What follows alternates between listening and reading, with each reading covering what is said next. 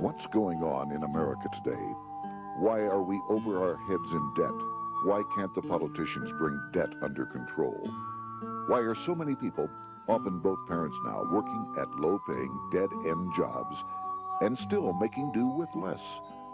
What's the future of the American economy and way of life? Why does the government tell us inflation is low when the buying power of our paychecks is declining at an alarming rate? Only a generation ago, bread was a quarter, and you could get a new car for $19.95. The problem is that since 1864, we've had a debt-based banking system. All our money is based on government debt. We cannot extinguish government debt without extinguishing our money supply. That's why talk of paying off the national debt without reforming our banking system is an impossibility. That's why the solution does not lie in discussing the size of the national debt, rather it lies in reforming our banking system. This is the Federal Reserve headquarters in Washington. It sits on this very impressive address, right on Constitution Avenue, right across from the Lincoln Memorial. But is it federal? Is it really part of the United States government?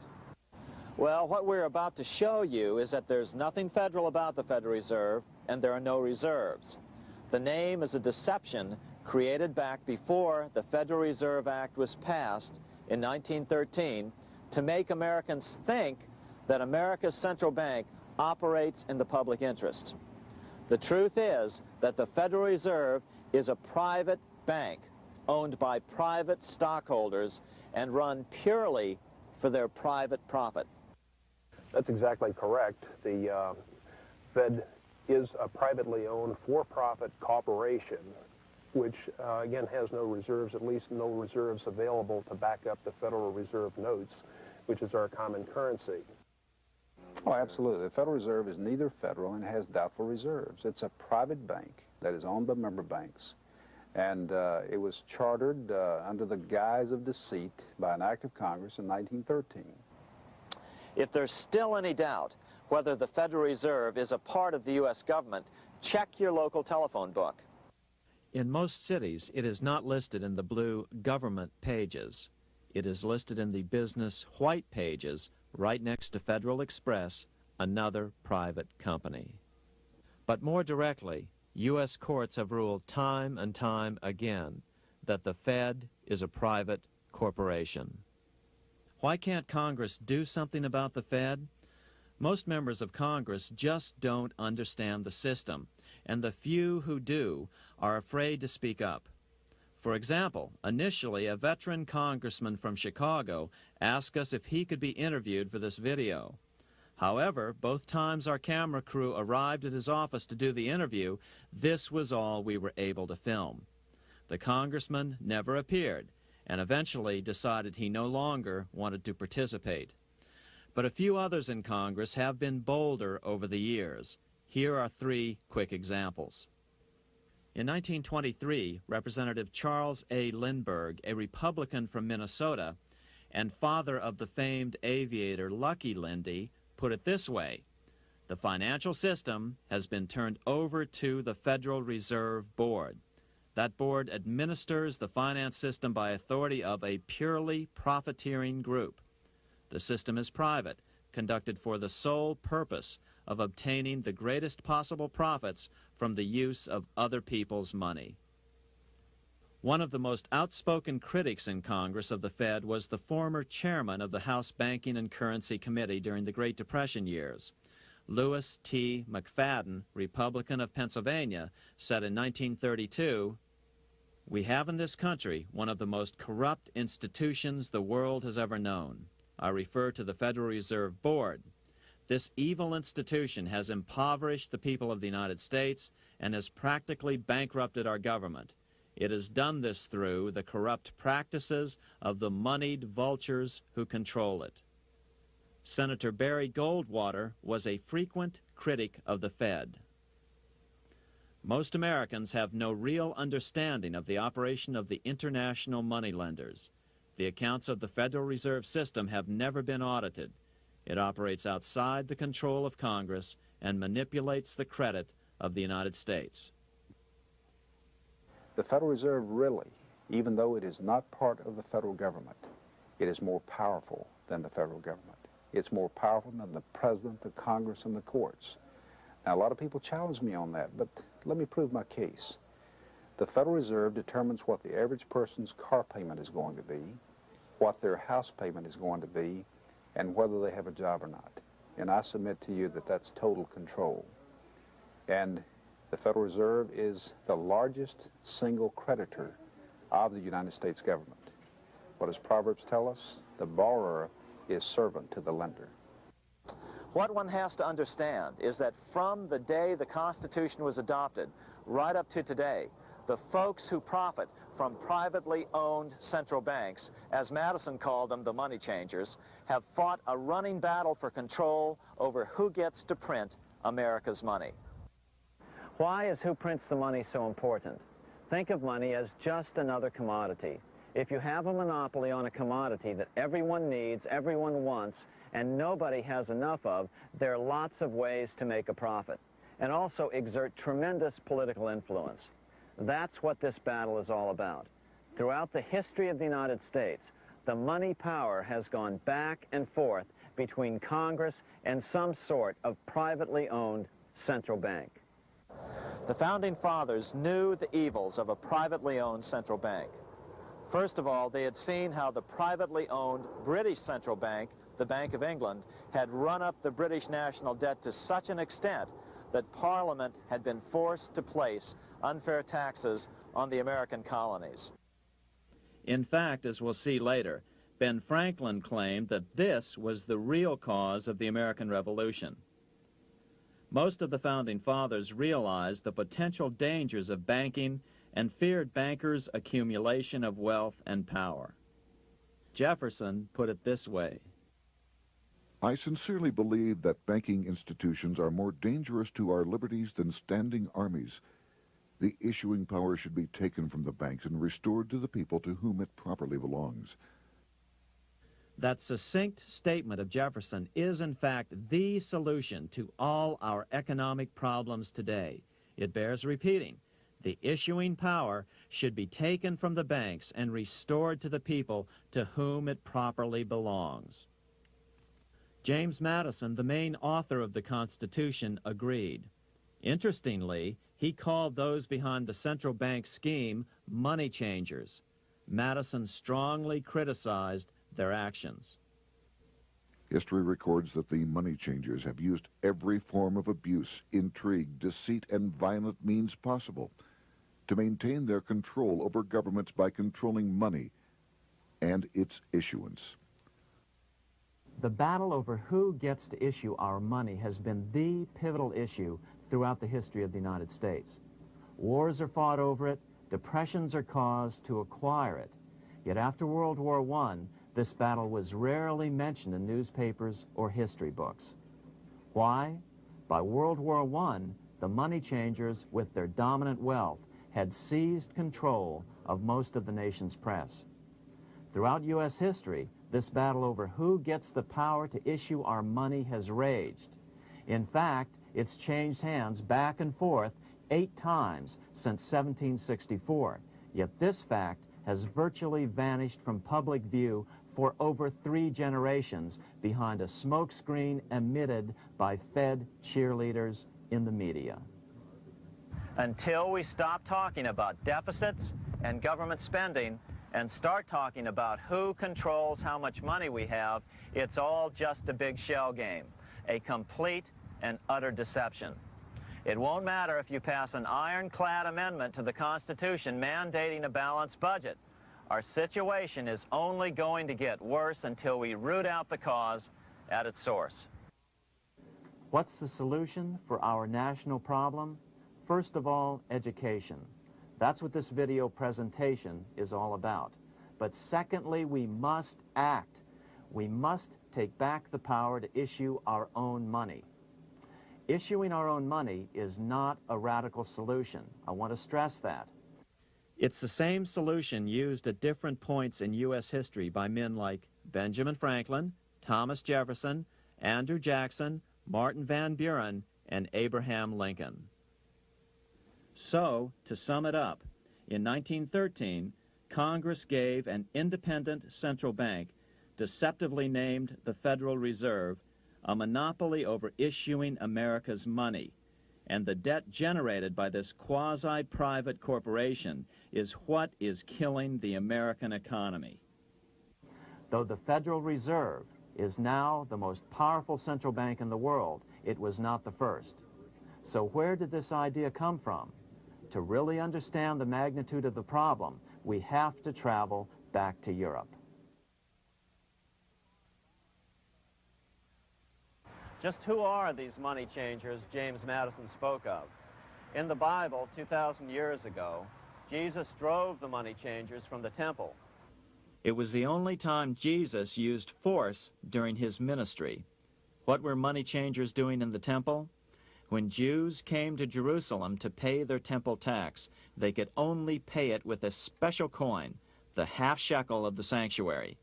This was a half ounce of pure silver about this size.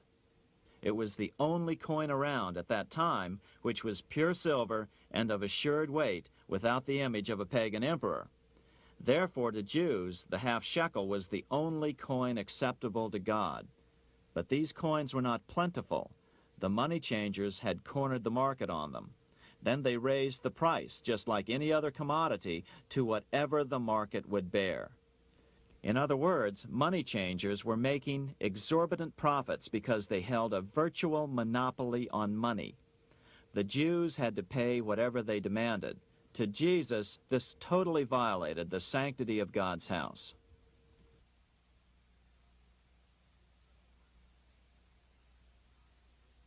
But the money-changing scam did not originate in Jesus' day. 200 years before Christ, Rome was having trouble with money changers. 2 early Roman emperors had tried to diminish the power of the money changers by reforming usury laws and limiting land ownership to 500 acres. They were both assassinated. In 48 BC, Julius Caesar took back the power to coin money from the money changers and minted coins for the benefit of all. With this new, plentiful supply of money, he built great public works projects. By making money plentiful, Caesar won the love of the common man. But the money changers hated him. Some believe this was an important factor in Caesar's assassination. One thing is for sure, with the death of Caesar came the demise of plentiful money in Rome. Taxes increased, as did corruption. Just as in the case of America today, usury and debased coin became the rule. Eventually, the Roman money supply was reduced by 90%. As a result, the common people lost their lands and their homes, just as is about to happen soon in America. With the demise of plentiful money, the masses lost confidence in the Roman government and refused to support it. Rome plunged into the gloom of the Dark Ages.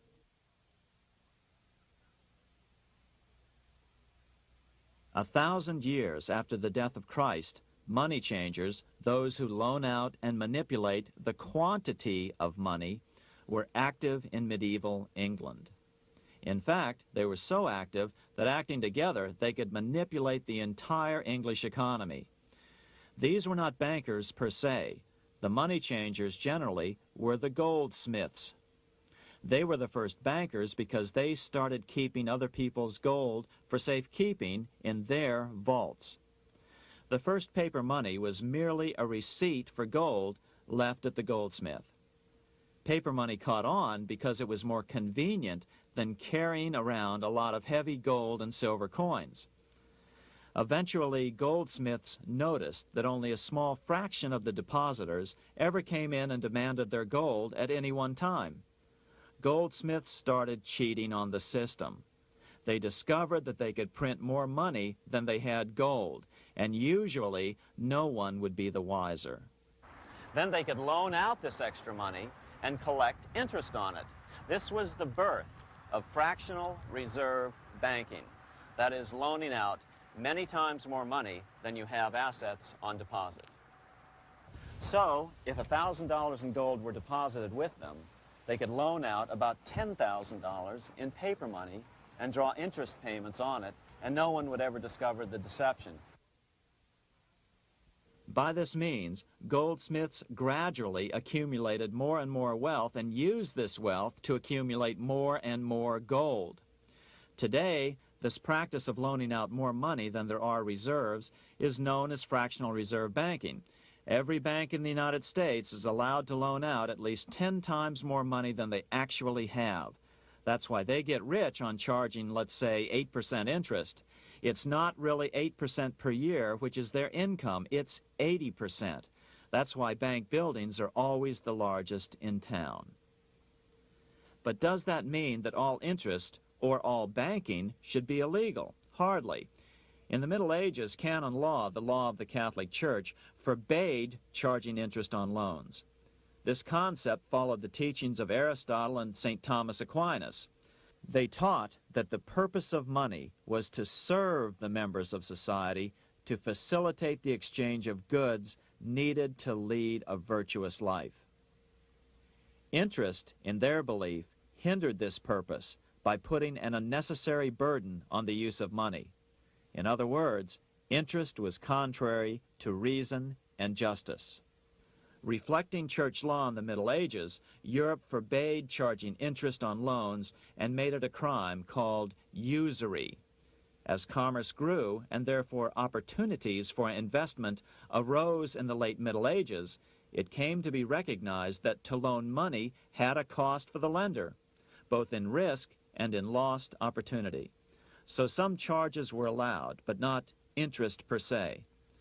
But all moralists, no matter what religion, condemn fraud, oppression of the poor, and injustice as clearly immoral. As we will see, fractional reserve lending is rooted in a fraud, results in widespread poverty, and reduces the value of everyone else's money. The ancient goldsmiths discovered that extra profits could be made by rowing the economy between easy money and tight money. When they made money easier to borrow, then the amount of money in circulation expanded. Money was plentiful. People took out more loans to expand their businesses. But then the money changers would tighten the money supply. They would make loans more difficult to get. What would happen? Just what happens today. A certain percentage of people could not repay their previous loans and could not take out new loans to repay the old ones.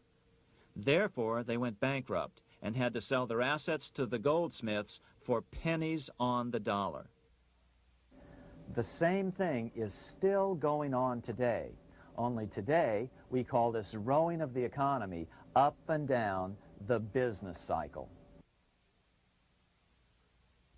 Like Julius Caesar, King Henry I of England finally resolved to take the money power away from the goldsmiths about 1100 A.D.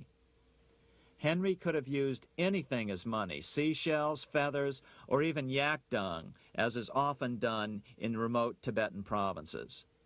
But he invented one of the most unusual money systems in history. It was called the tally stick system.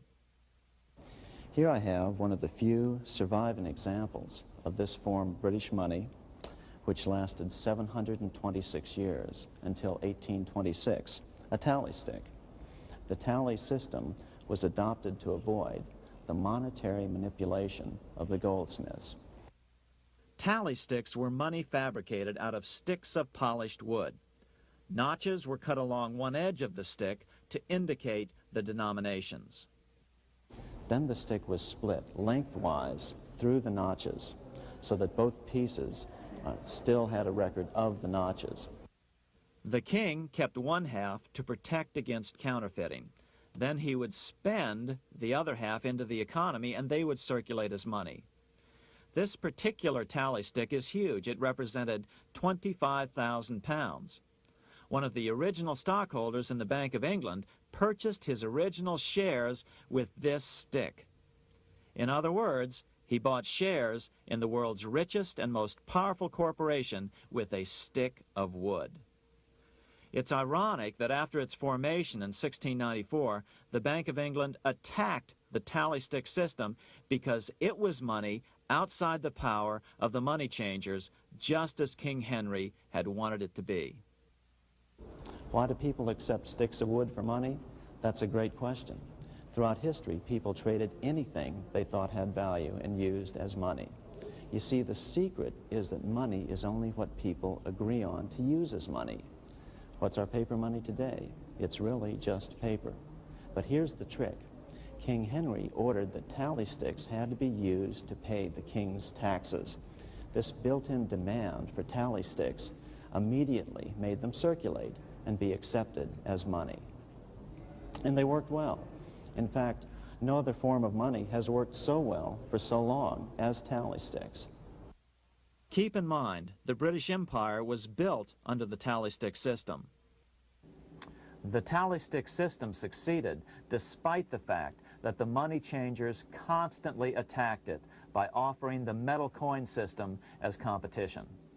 In other words, metal coins never went completely out of circulation, but tally sticks hung on because they were good for the payment of taxes.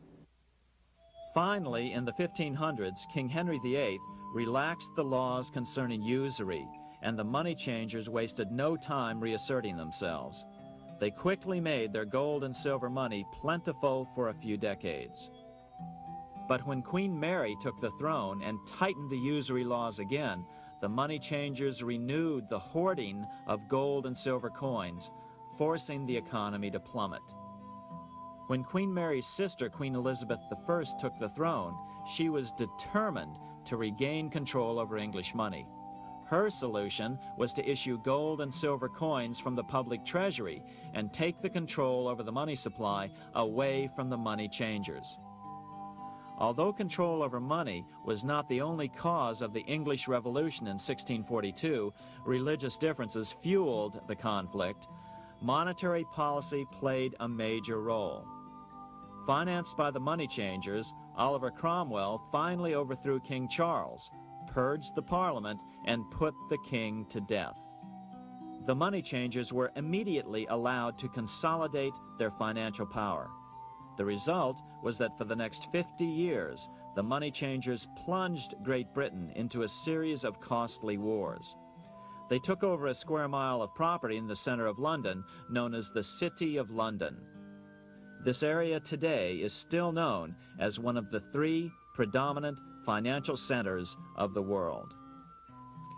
Conflicts with the Stuart kings led the money changers in England to combine with those in the Netherlands to finance the invasion of William of Orange, who overthrew the Stuarts in 1688 and took the English throne.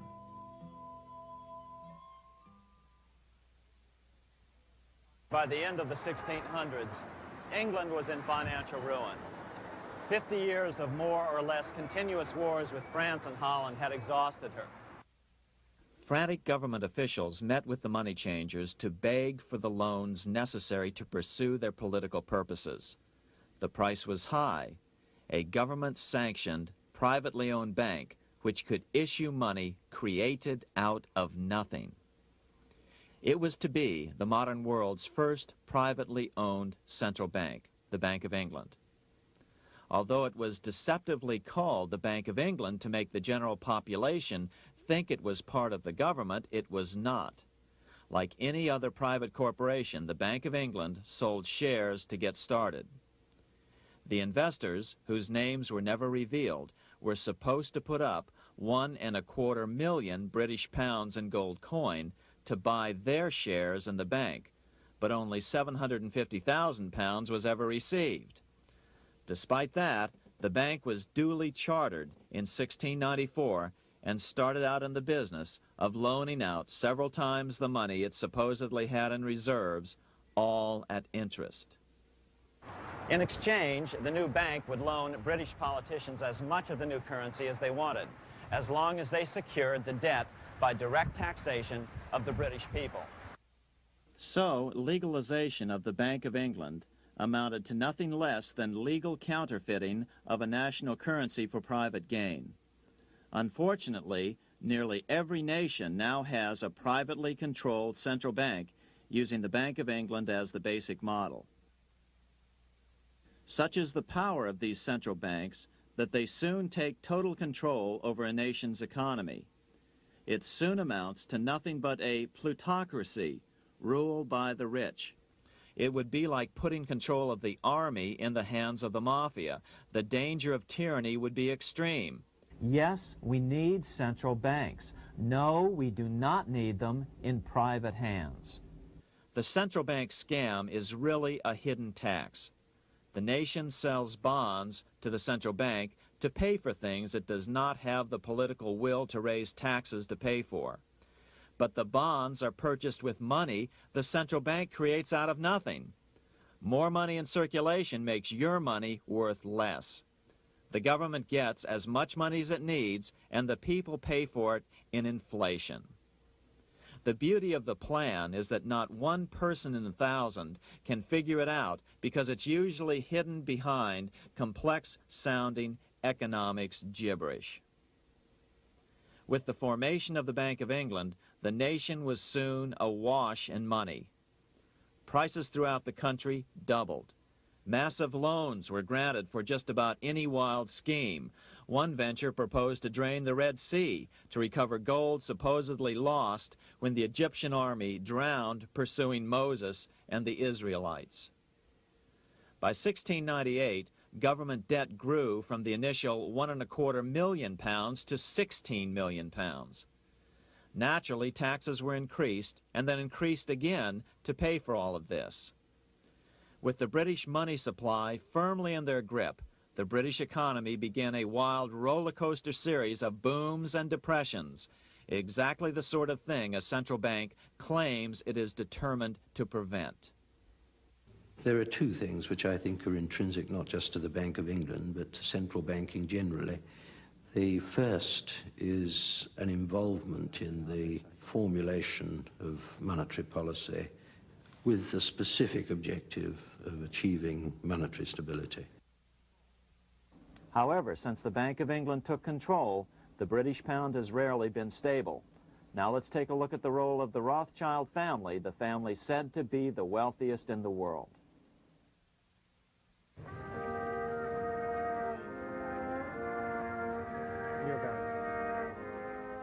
This is Frankfurt, Germany. 50 years after the Bank of England opened its doors, a goldsmith named Amschel Moses Bauer opened a coin shop, a counting house, in 1743. And over the door he placed a sign depicting a Roman eagle on a red shield. The shop became known as the Red Shield Firm, or in German, Rothschild. When his son, Amschel Meyer Bauer, inherited the business, he decided to change his name to Rothschild. Amschel soon learned that loaning money to governments and kings was more profitable than loaning to private individuals. Not only were the loans bigger, but they were secured by the nation's taxes. Mayer Rothschild had 5 sons. He trained them all in the skills of money creation, then sent them out to the major capitals of Europe to open branch offices of the family banking business.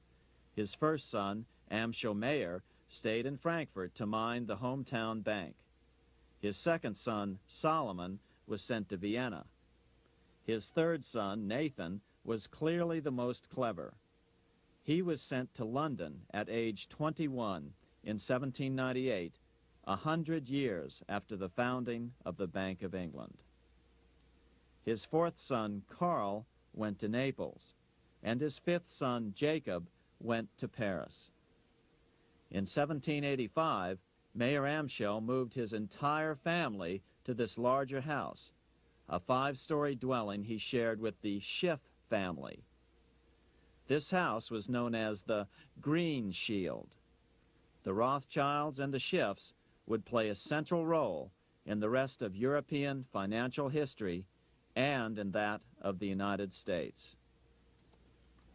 The Rothschilds broke into dealings with European royalty here at Wilhelmshof, the palace of the wealthiest man in Germany. In fact, the wealthiest monarch in all Europe, Prince William of Hesse-Kassel. At first, the Rothschilds were only helping William speculate in precious coins.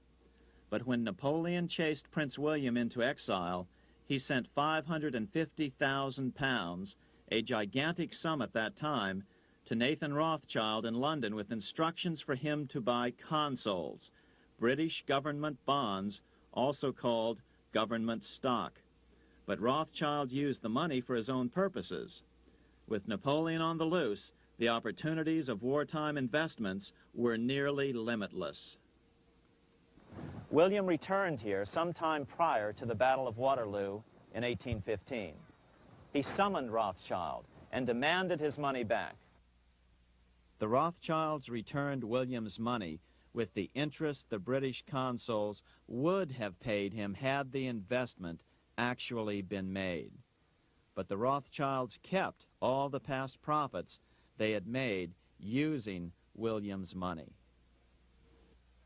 Nathan Rothschild later bragged that in the 17 years he'd been in England, he'd increased his original £20,000 stake given to him by his father by 2,500 times. By cooperating within the family, the Rothschilds soon grew unbelievably wealthy. By the mid-1800s, they dominated all European banking and were certainly the wealthiest family in the world. They financed Cecil Rhodes, making it possible for him to establish a monopoly over the diamond and gold fields of South Africa. In America, they financed the Harrimans and railroads, the Vanderbilts and railroads and the press, and Carnegie in the steel industry, among many others. In fact, during World War I, J.P. Morgan was thought to be the richest man in America. But after his death, it was discovered that he was actually only a lieutenant of the Rothschilds. Once Morgan's will was made public, it was discovered that he owned only 19% of J.P. Morgan companies. By 1850, James Rothschild, the heir of the French branch of the family, was said to be worth 600 million French francs, 150 million more than all the other bankers in France put together. He built this mansion called Ferrier, just east of Paris. Wilhelm I, on seeing it, exclaimed, "Kings couldn't afford this. It could only belong to a Rothschild." Another 19th century French commentator put it this way: "There is but one power in Europe, and that is Rothschild." There is no evidence that their predominant standing in European or world finance has changed. Now let's take a look at the results the Bank of England had produced on the British economy and how that later was the root cause of the American Revolution.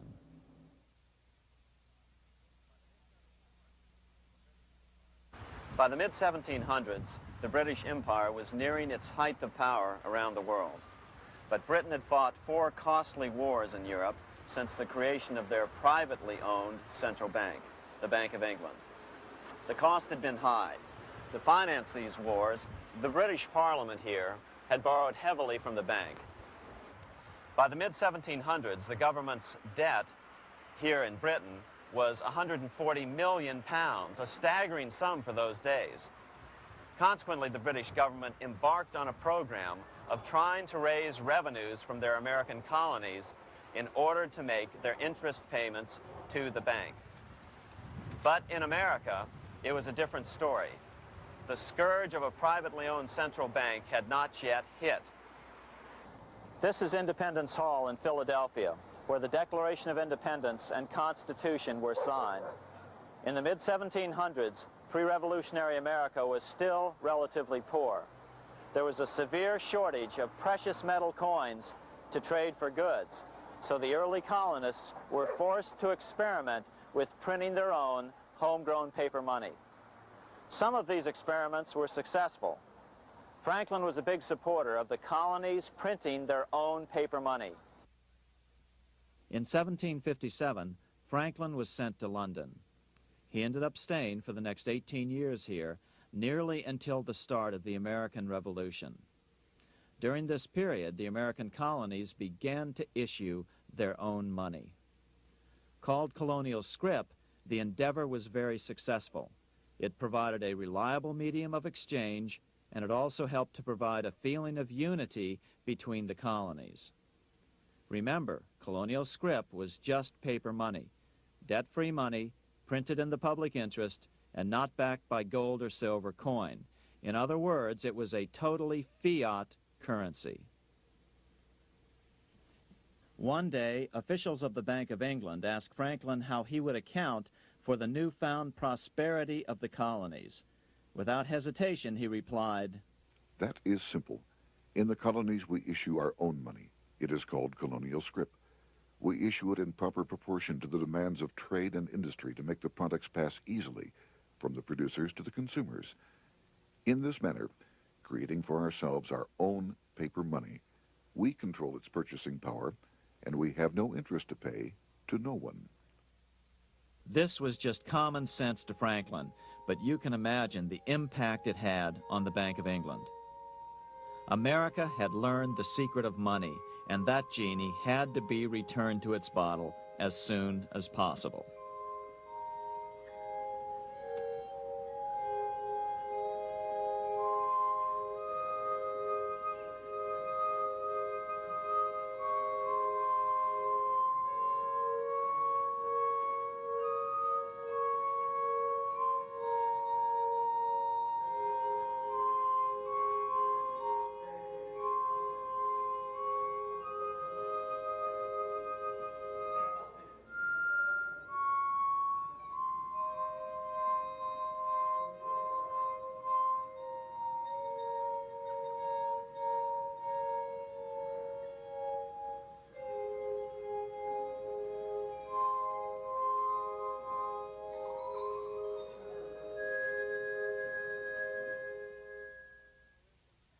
As a result, Parliament hurriedly passed the Currency Act of 1764.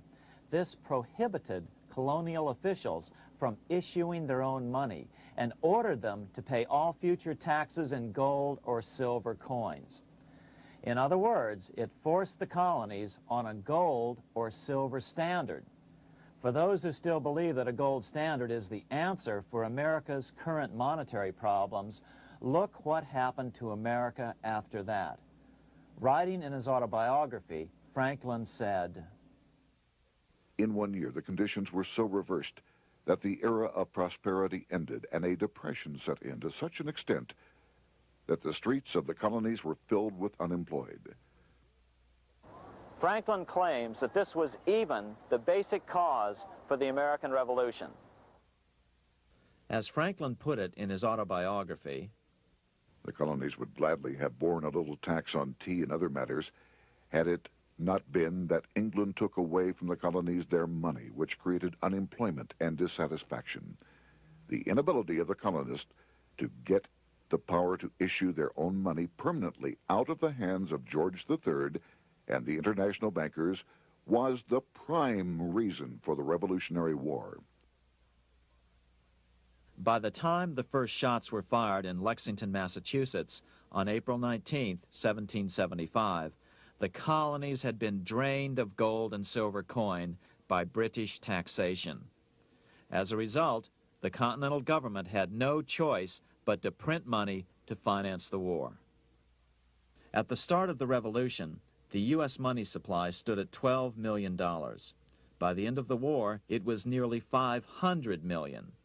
As a result, the currency was virtually worthless. Shoes sold for $5,000 a pair. Colonial scrip had worked because just enough was issued to facilitate trade. As George Washington lamented, a wagon load of money will scarcely purchase a wagon load of provisions.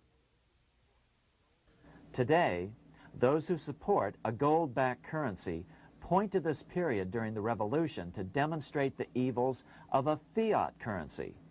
But remember, the same currency had worked so well 20 years earlier during times of peace that the Bank of England had Parliament outlaw it.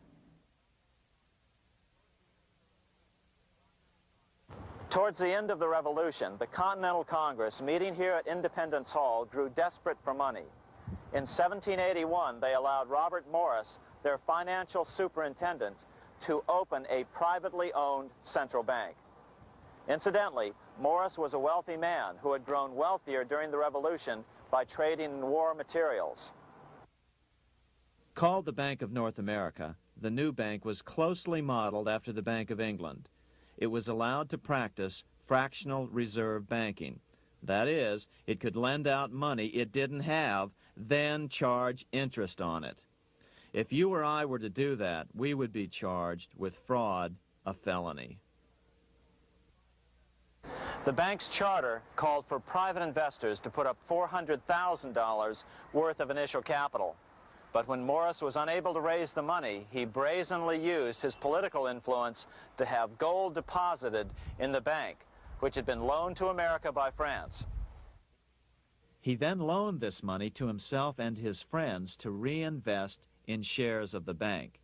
And, like the Bank of England, the bank was given a monopoly over the national currency.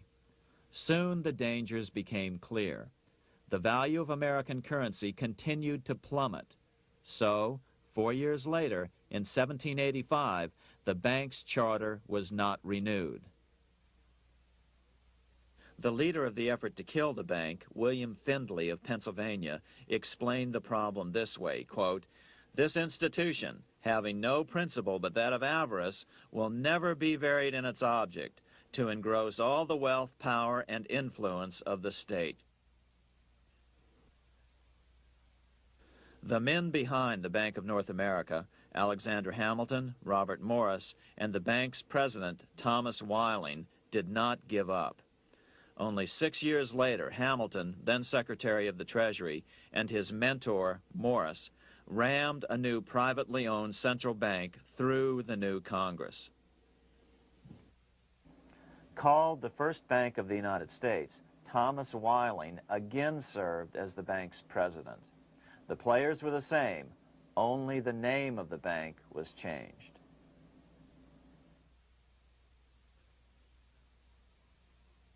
In 1787, colonial leaders assembled in Philadelphia to replace the ailing Articles of Confederation. As we saw earlier, both Thomas Jefferson and James Madison were unalterably opposed to a privately owned central bank.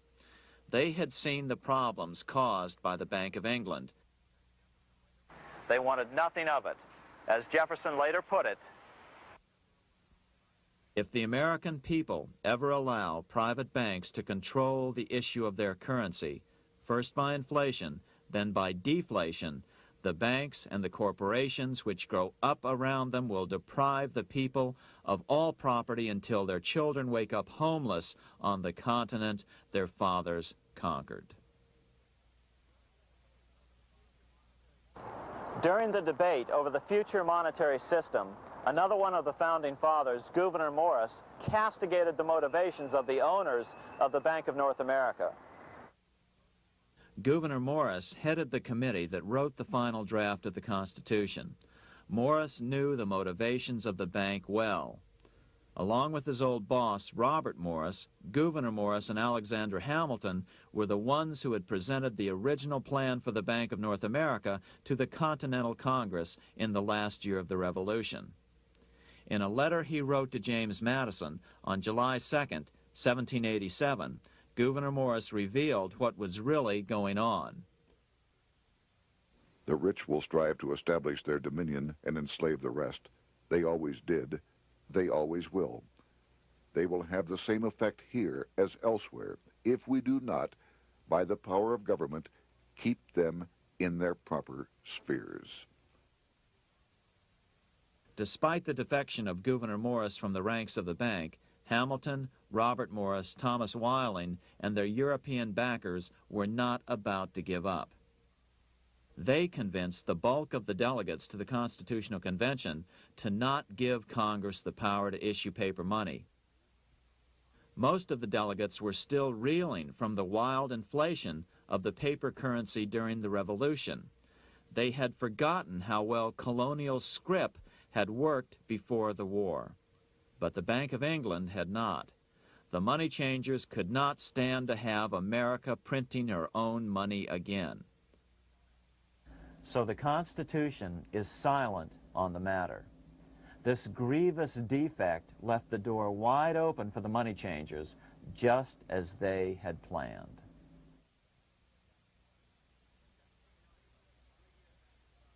In 1790, less than 3 years after the Constitution had been signed, the money changers struck again. The newly appointed first Secretary of the Treasury, Alexander Hamilton, proposed a bill to the Congress calling for a new, privately owned central bank. Coincidentally, that was the very year that Amschel Rothschild made his pronouncement from his flagship bank in Frankfurt. Let me issue and control a nation's money, and I care not who writes the laws. Alexander Hamilton was a tool of the international bankers, and he wanted to create the U.S. Bank, the BUS, or the Bank of the United States, and did so. Interestingly, one of Hamilton's first jobs after graduating from law school in 1782 was as an aide to Robert Morris, the head of the Bank of North America. In fact, the year before, Hamilton had written Morris a letter saying, "A national debt, if it is not excessive, will be to us a national blessing." A blessing to whom? After a year of intense debate, in 1791, Congress passed the bill and gave it a 20-year charter. The new bank was to be called the First Bank of the United States, or BUS. Here we are in front of the First Bank of the United States in Philadelphia. The bank was given a monopoly on printing U.S. currency, even though 80% of its stock would be held by private investors. The other 20% would be purchased by the U.S. government. But the reason was not to give the government a piece of the action. It was to provide the capital for the other 80% owners. As with the old Bank of North America and the Bank of England before that, the stockholders never paid the full amount for their shares. The U.S. government put up their initial $2 million in cash. Then the bank, through the old magic of fractional reserve lending, made loans to its charter investors so they could come up with the remaining $8 million of capital needed for this risk-free investment. Like the Bank of England, the name of the Bank of the United States was deliberately chosen to hide the fact that it was privately controlled. And like the Bank of England, the names of the investors in the bank were never revealed. Many years later, it was a common saying that the Rothschilds were the power behind the old Bank of the United States. The bank was sold to Congress as a way to bring stability to the banking system and eliminate inflation. So what happened? Over the first 5 years, the U.S. government borrowed $8.2 million from the Bank of the United States. In the same 5-year period, prices rose by 72%. Jefferson, as the new Secretary of State, watched the borrowing with sadness and frustration, unable to stop it. I wish it were possible to obtain a single amendment to our Constitution, taking from the federal government the power of borrowing. Millions of Americans feel the same way today.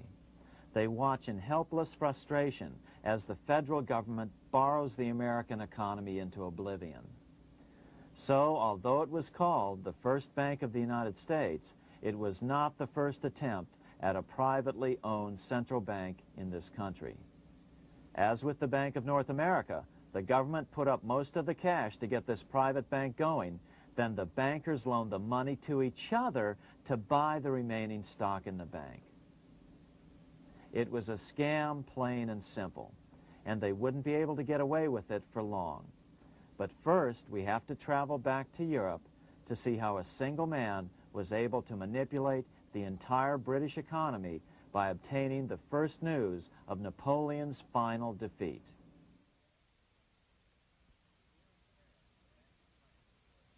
Here in Paris, the Bank of France was organized in 1800, just like the Bank of England. But Napoleon decided France had to break free of debt, and he never trusted the Bank of France.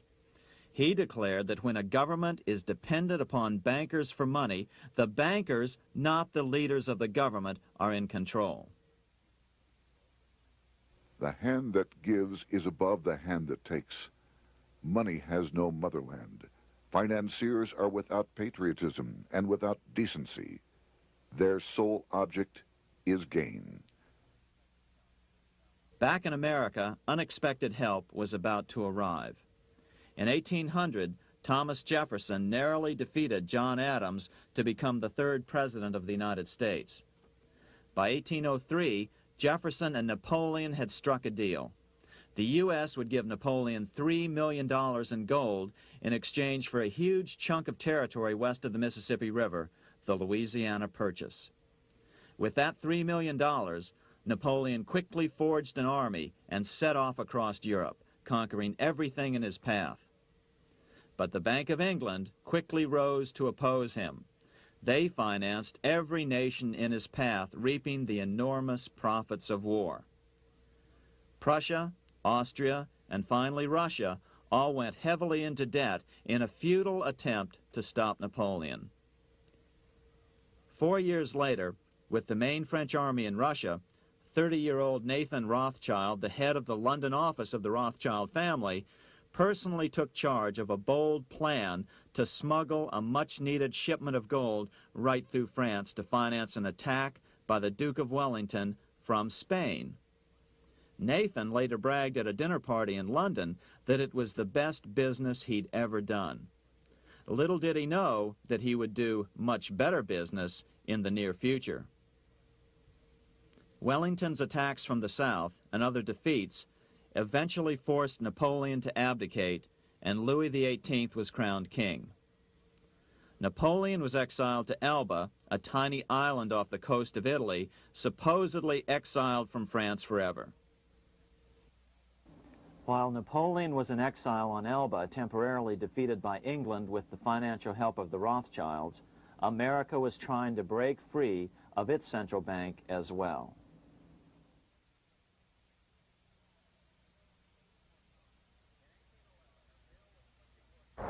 In 1811, a bill was put before Congress to renew the charter of the Bank of the United States. The debate grew very heated, and the legislatures of both Pennsylvania and Virginia passed resolutions asking Congress to kill the bank. The press corps of the day attacked the bank openly, calling it a great swindle, a vulture, a viper, and a cobra. Oh, to have an independent press once again in America. A congressman named P.B. Porter attacked the bank from the floor of Congress, saying if the bank's charter was renewed, Congress, quote, will have planted in the bosom of this Constitution a viper, which one day or another will sting the liberties of this country to the heart, close quote. Prospects didn't look that good for the bank. Some writers have even claimed that Nathan Rothschild warned that the United States would find itself involved in a most disastrous war if the bank's charter were not renewed. But it wasn't enough. When the smoke had cleared, the renewal bill was defeated by a single vote in the House and was deadlocked in the Senate. By now, America's fourth president, James Madison, was in the White House. Remember, Madison was a staunch opponent of the bank. His vice president, George Clinton, broke a tie in the Senate and sent the bank into oblivion. Within 5 months, England attacked the U.S., and the War of 1812 was on. But the British were still busy fighting Napoleon, and so the War of 1812 ended in a draw in 1814. Though the money changers were temporarily down, they were far from out. It would take them only another 2 years to bring back their bank bigger and stronger than ever.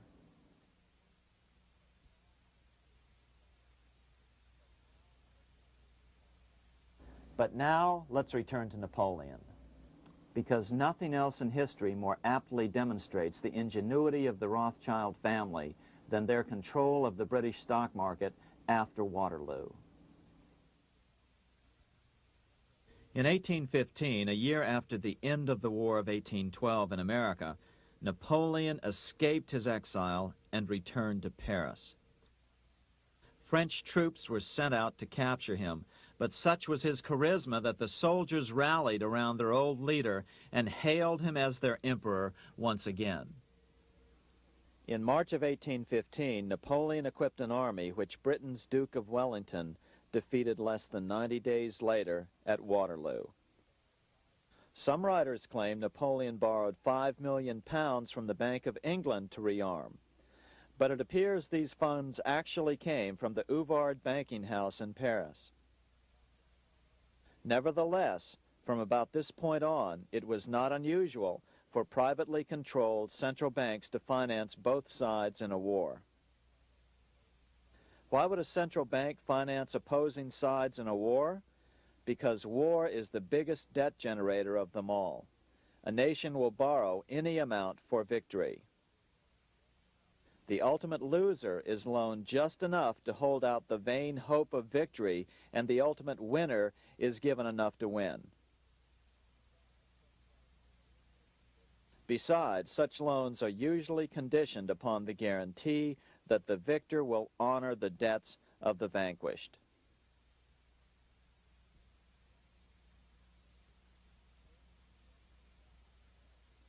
This is the Waterloo battlefield about 200 miles northeast of Paris in what today is Belgium. Here Napoleon suffered his final defeat, but not before thousands of French and Englishmen gave their lives on a steamy summer day in July of 1815. Right over there, on June 18, 1815, 74,000 French troops met 67,000 troops from Britain and other European nations. The outcome was certainly in doubt. In fact, had Napoleon attacked a few hours earlier, he would probably have won the battle. But no matter who won or lost, back in London, Nathan Rothschild planned to use the opportunity to try to seize control over the British stock and bond market and possibly even the Bank of England. Rothschild stationed a trusted agent, a man named Rothworth, on the north side of the battlefield, closer to the English Channel. Once the battle had been decided, Rothworth took off for the Channel. He delivered the news to Nathan Rothschild a full 24 hours before Wellington's own courier. Rothschild hurried to the stock market and took up his usual position in front of an ancient pillar. All eyes were on him. The Rothschilds had a legendary communications network. If Wellington had been defeated and Napoleon was loose on the continent again, Britain's financial situation would become grave indeed. Rothschild looked saddened. He stood there motionless, eyes downcast. Then suddenly he began selling. Other nervous investors saw that Rothschild was selling. It could only mean one thing: Napoleon must have won, Wellington must have lost. The market plummeted. Soon everyone was selling their consols, their British government bonds, and prices dropped sharply. But then Rothschild started secretly buying up the consols through his agents for only a fraction of their worth hours before. Myths, legends, you say? 100 years later, the New York Times ran a story which said that Nathan's grandson had attempted to secure a court order to suppress a book with this stock market story in it. The Rothschild family claimed the story was untrue and libelous, but the court denied the Rothschilds' request and ordered the family to pay all court costs.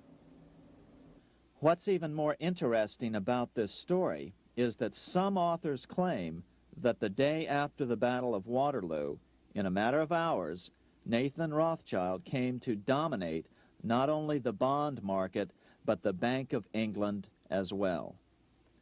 Whether or not the Rothschild family seized control of the Bank of England, the first privately owned central bank in a major European nation and the wealthiest, one thing is certain: by the mid-1800s, the Rothschilds were the richest family in the world, bar none. They dominated the new government bond markets and branched into other banks and industrial concerns.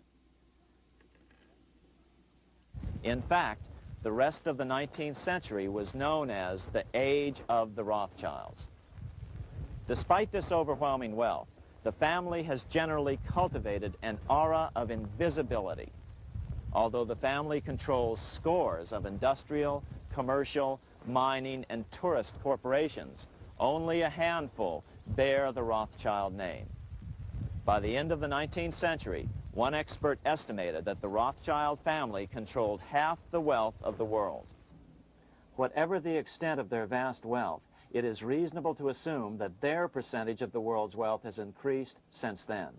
But since the turn of the century, the Rothschilds have cultivated the notion that their power has somehow waned even as their wealth increases.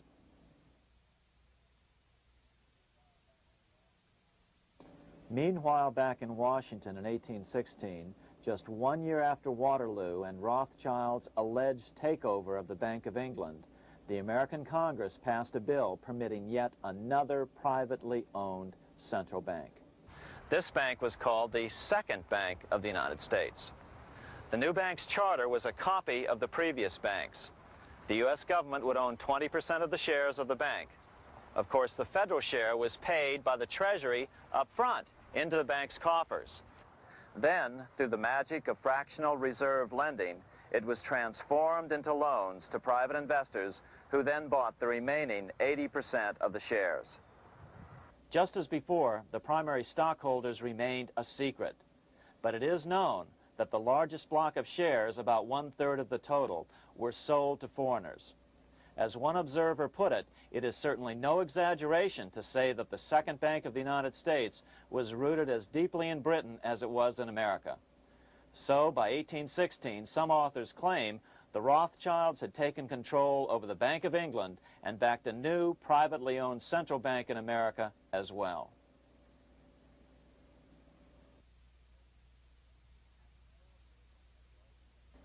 After 12 years of manipulations of the U.S. economy on the part of the Second Bank of the U.S., the American people had had just about enough. Opponents of the bank nominated a dignified senator from Tennessee, Andrew Jackson, the hero of the Battle of New Orleans, to run for president. This is his home, the Hermitage. No one gave Jackson a chance initially. The bank had long ago learned how the political process could be controlled with money. To the surprise and dismay of the money changers, Jackson was swept into office in 1828. Jackson was determined to kill the bank at the first opportunity and wasted no time in trying to do so. But the bank's 20-year charter didn't come up for renewal until 1836, the last year of his second term, if he could survive that long. During his first term, Jackson contented himself with rooting out the bank's many minions from government service. He fired 2,000 of the 11,000 employees of the federal government. In 1832, with his re-election approaching, the bank struck an early blow, hoping Jackson would not want to stir up controversy. They asked Congress to pass a renewal bill 4 years early. Naturally, Congress complied, then sent it to the president for signing. But Jackson weighed in with both feet. Old Hickory, never a coward, vetoed the bill. His veto message is one of the great American documents. It clearly lays out the responsibility of the American government towards its citizens, rich and poor. It is not our own citizens only who are to receive the bounty of our government. More than 8 million of the stock of this bank are held by foreigners. Is there no danger to our liberty and independence in a bank that in its nature has so little to bind it to our country? Controlling our currency, receiving our public monies, and holding thousands of our citizens' independence would be more formidable and dangerous than a military power of the enemy. If government would confine itself to equal protection and, as heaven does its rains, shower its favor alike on the high and the low, the rich and the poor, it would be an unqualified blessing. In the act before me, there seems to be a wide and unnecessary departure from these just principles. Later that year, in July 1832, Congress was unable to override Jackson's veto. Now Jackson had to stand for re-election. Jackson took his argument directly to the people. For the first time in U.S. history, Jackson took his presidential campaign on the road. Before then, presidential candidates stayed at home and looked presidential. His campaign slogan was "Jackson and no bank." The National Republican Party ran Senator Henry Clay against Jackson. Despite the fact that the bankers poured over $3 million into Clay's campaign, Jackson was reelected by a landslide in November of 1832. Despite his presidential victory, Jackson knew the battle was only beginning. "The hydra of corruption is only scotched, not dead," said the newly elected president. Jackson ordered his new Secretary of Treasury, Lewis McLean, to start removing the government's deposits from the second bank and start placing them in state banks. But McLean refused to do so. Jackson fired him and appointed William J. Duane as the new Secretary of the Treasury. Duane also refused to comply with the president's requests, and so Jackson fired him as well and then appointed Roger B. Taney to the office. Taney did withdraw government funds from the bank starting on October 1st, 1833. Jackson was jubilant. "I have it chained. I'm ready with screws to draw every tooth and then the stumps." But the bank was not yet done fighting. Its head, Nicholas Biddle, used his influence to get the Senate to reject Taney's nomination. Then, in a rare show of arrogance, Biddle threatened to cause a depression if the bank was not rechartered. This worthy president thinks that because he has scalped Indians and imprisoned judges, he is to have his way with the bank. He is mistaken. Next, in an unbelievable fit of honesty for a central banker, Biddle admitted that the bank was going to make money scarce to force Congress to restore the bank. Nothing but widespread suffering will produce any effect on Congress. Our only safety is in pursuing a steady course of firm restriction, and I have no doubt that such a course will ultimately lead to restoration of the currency and the recharter of the bank. What a stunning revelation. Here was the pure truth, revealed with shocking clarity. Biddle intended to use the money contraction power of the bank to cause a massive depression until America gave in. Unfortunately, this has happened time and time again throughout U.S. history and is about to happen again in today's world. Nicholas Biddle made good on his threat. The bank sharply contracted the money supply by calling in old loans and refusing to extend new ones. A financial panic ensued, followed by a deep depression. Naturally, Biddle blamed Jackson for the crash, saying that it was caused by the withdrawal of federal funds from the bank. Unfortunately, his plan worked well. Wages and prices sagged. Unemployment soared along with business bankruptcies. The nation quickly went into an uproar. Newspaper editors blasted Jackson in editorials. The bank threatened to withhold payments, which then could be made directly to key politicians for their support. Within only months, Congress assembled in what was called the panic session. 6 months after he had withdrawn funds from the bank, Jackson was officially censured by a resolution which passed the Senate by a vote of 26 to 20. It was the first time a president had ever been censured by Congress. Jackson lashed out at the bank. "You are a den of vipers. I intend to rout you out, and by eternal God, I will rout you out." America's fate teetered on a knife edge. If Congress could muster enough votes to override Jackson's veto, the bank would be granted another 20-year monopoly or more over America's money, time enough to consolidate its already great power. Then a miracle occurred. The governor of Pennsylvania came out supporting President Jackson and strongly criticized the bank. On top of that, Biddle had been caught boasting in public about the bank's plan to crash the economy. Suddenly, the tide shifted. In April of 1834, the House of Representatives voted 134 to 82 against rechartering the bank. This was followed up by an even more lopsided vote to establish a special committee to investigate whether the bank had caused the crash. When the investigating committee arrived at the bank's door in Philadelphia, armed with a subpoena to examine the books, Biddle refused to give them up. Nor would he allow inspection of correspondence with congressmen relating to their personal loans and advances he'd made to them.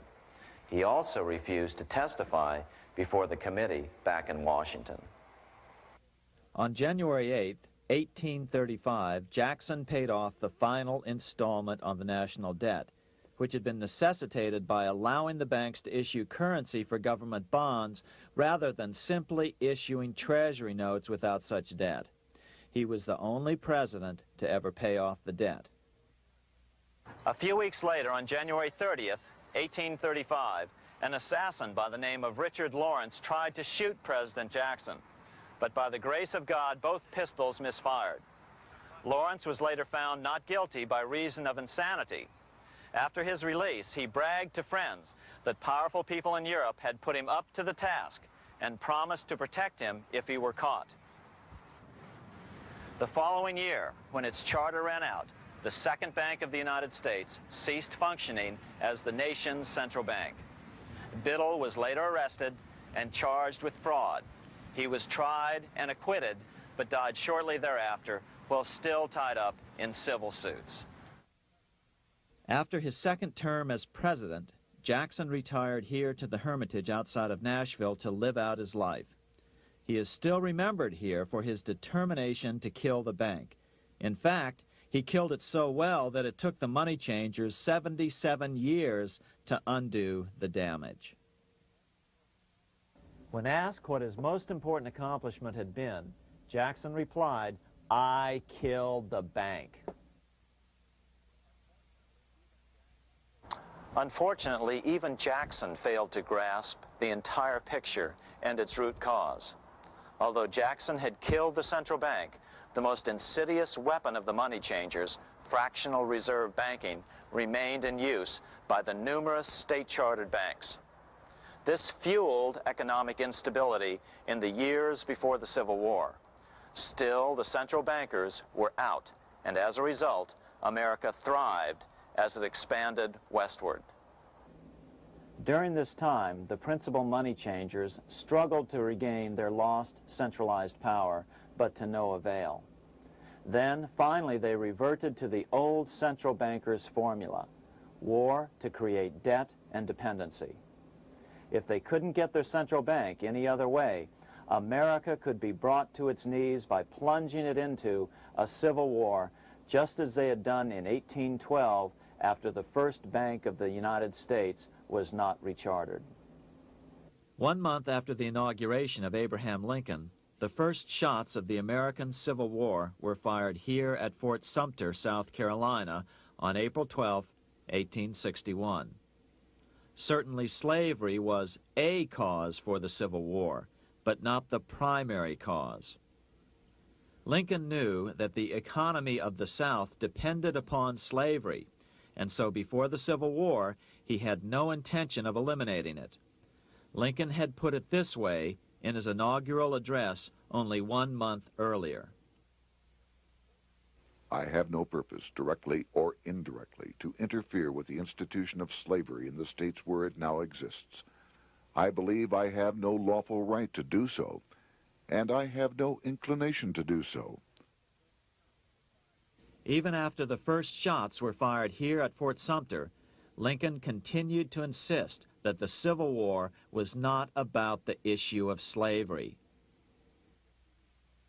My paramount objective is to save the Union, and it is not either to save or destroy slavery. If I could save the Union without freeing any slave, I would do it.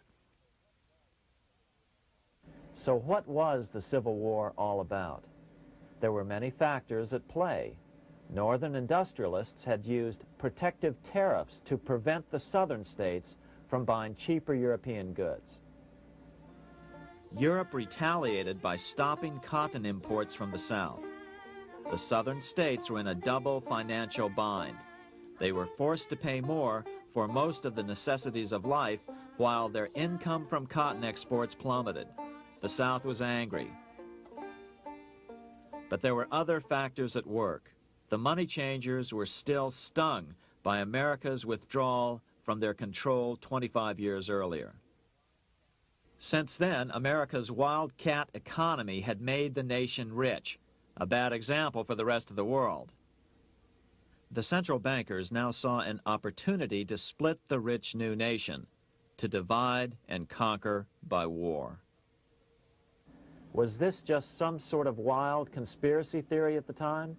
Well, let's take a look at what a well-placed observer of the scene had to say at the time. His name was Otto von Bismarck, Chancellor of Germany, the man who united the German states a few years later. The division of the United States into federations of equal force was decided long before the Civil War by the high financial powers of Europe. These bankers were afraid that the United States, if they remained as one bloc and as one nation, would attain economic and financial independence which would upset their financial domination over the world. Within months after the first shots here at Fort Sumter, the central bankers loaned Napoleon III of France, the nephew of the Waterloo Napoleon, 210 million francs to seize Mexico and station troops along the southern border of the U.S., taking advantage of their war to violate the Monroe Doctrine and return Mexico to colonial rule. No matter what the outcome of the Civil War, a weakened America, heavily indebted to the money changers, would open up Central and South America once again to European colonization and domination. The very thing America's Monroe Doctrine had forbade in 1823. At the same time, Great Britain moved 11,000 troops into Canada and positioned them menacingly along America's northern border. The British fleet went to war alert should their quick intervention be called for.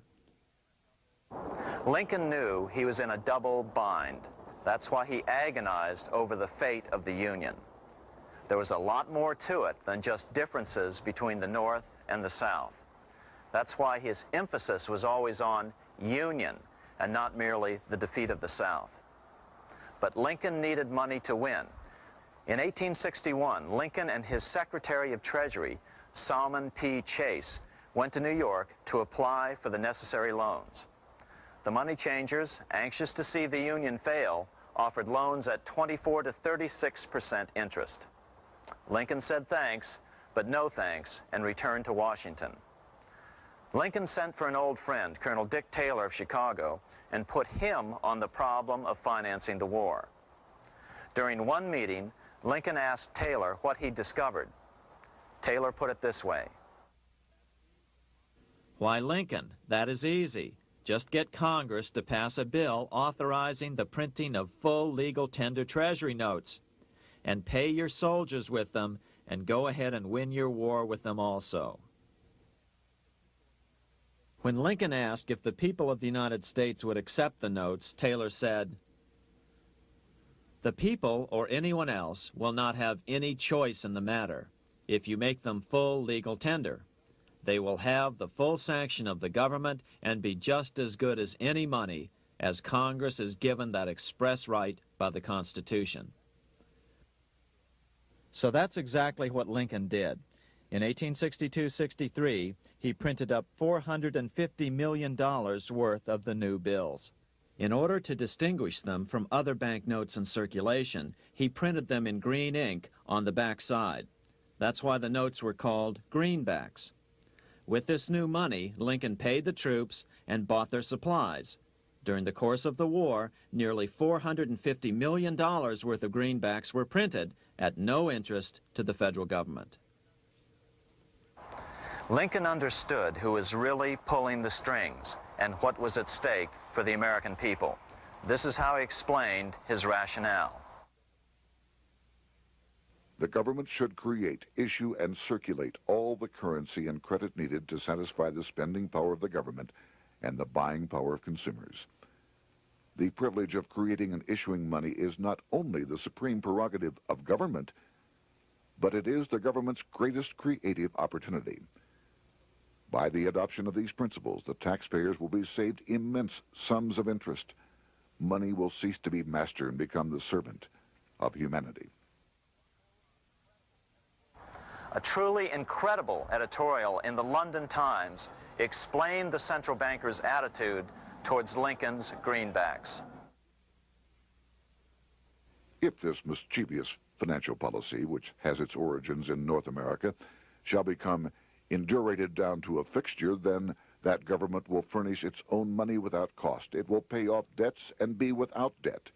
It will have all the money necessary to carry on its commerce. It will become prosperous without precedent in the history of the world. The brains and wealth of all countries will go to North America. That country must be destroyed, or it will destroy every monarchy on the globe. The scheme was effective, so effective that the next year, 1863, with Federal and Confederate troops beginning to mass for the decisive battle of the Civil War, and the Treasury in need of further congressional authority to issue more greenbacks, Lincoln allowed the bankers to push through the National Bank Act. These new national banks would operate under a virtual tax-free status and collectively had the exclusive monopoly power to create the new form of money, banknotes. Though greenbacks continued to circulate, their numbers were not increased. But most importantly, from this point on, the entire U.S. money supply would be created out of debt by bankers buying U.S. government bonds and issuing them for reserves for banknotes. As historian John Kenneth Galbraith explained it, in numerous years following the war, the federal government ran a heavy surplus. It could not, however, pay off its debt, retire its securities, because to do so meant there would be no bonds to back the national banknotes. To pay off the debt was to destroy the money supply. later in 1863, Lincoln got some unexpected help from Tsar Alexander II of Russia. The Tsar, like Bismarck in Germany, knew what the international money changers were up to and had steadfastly refused to let them set up a central bank in Russia. If America survived and was able to remain out of their clutches, the Tsar's position would remain secure. If the bankers were successful at dividing America and giving the pieces back to Great Britain and France, both nations under control of their central banks, eventually they would threaten Russia again.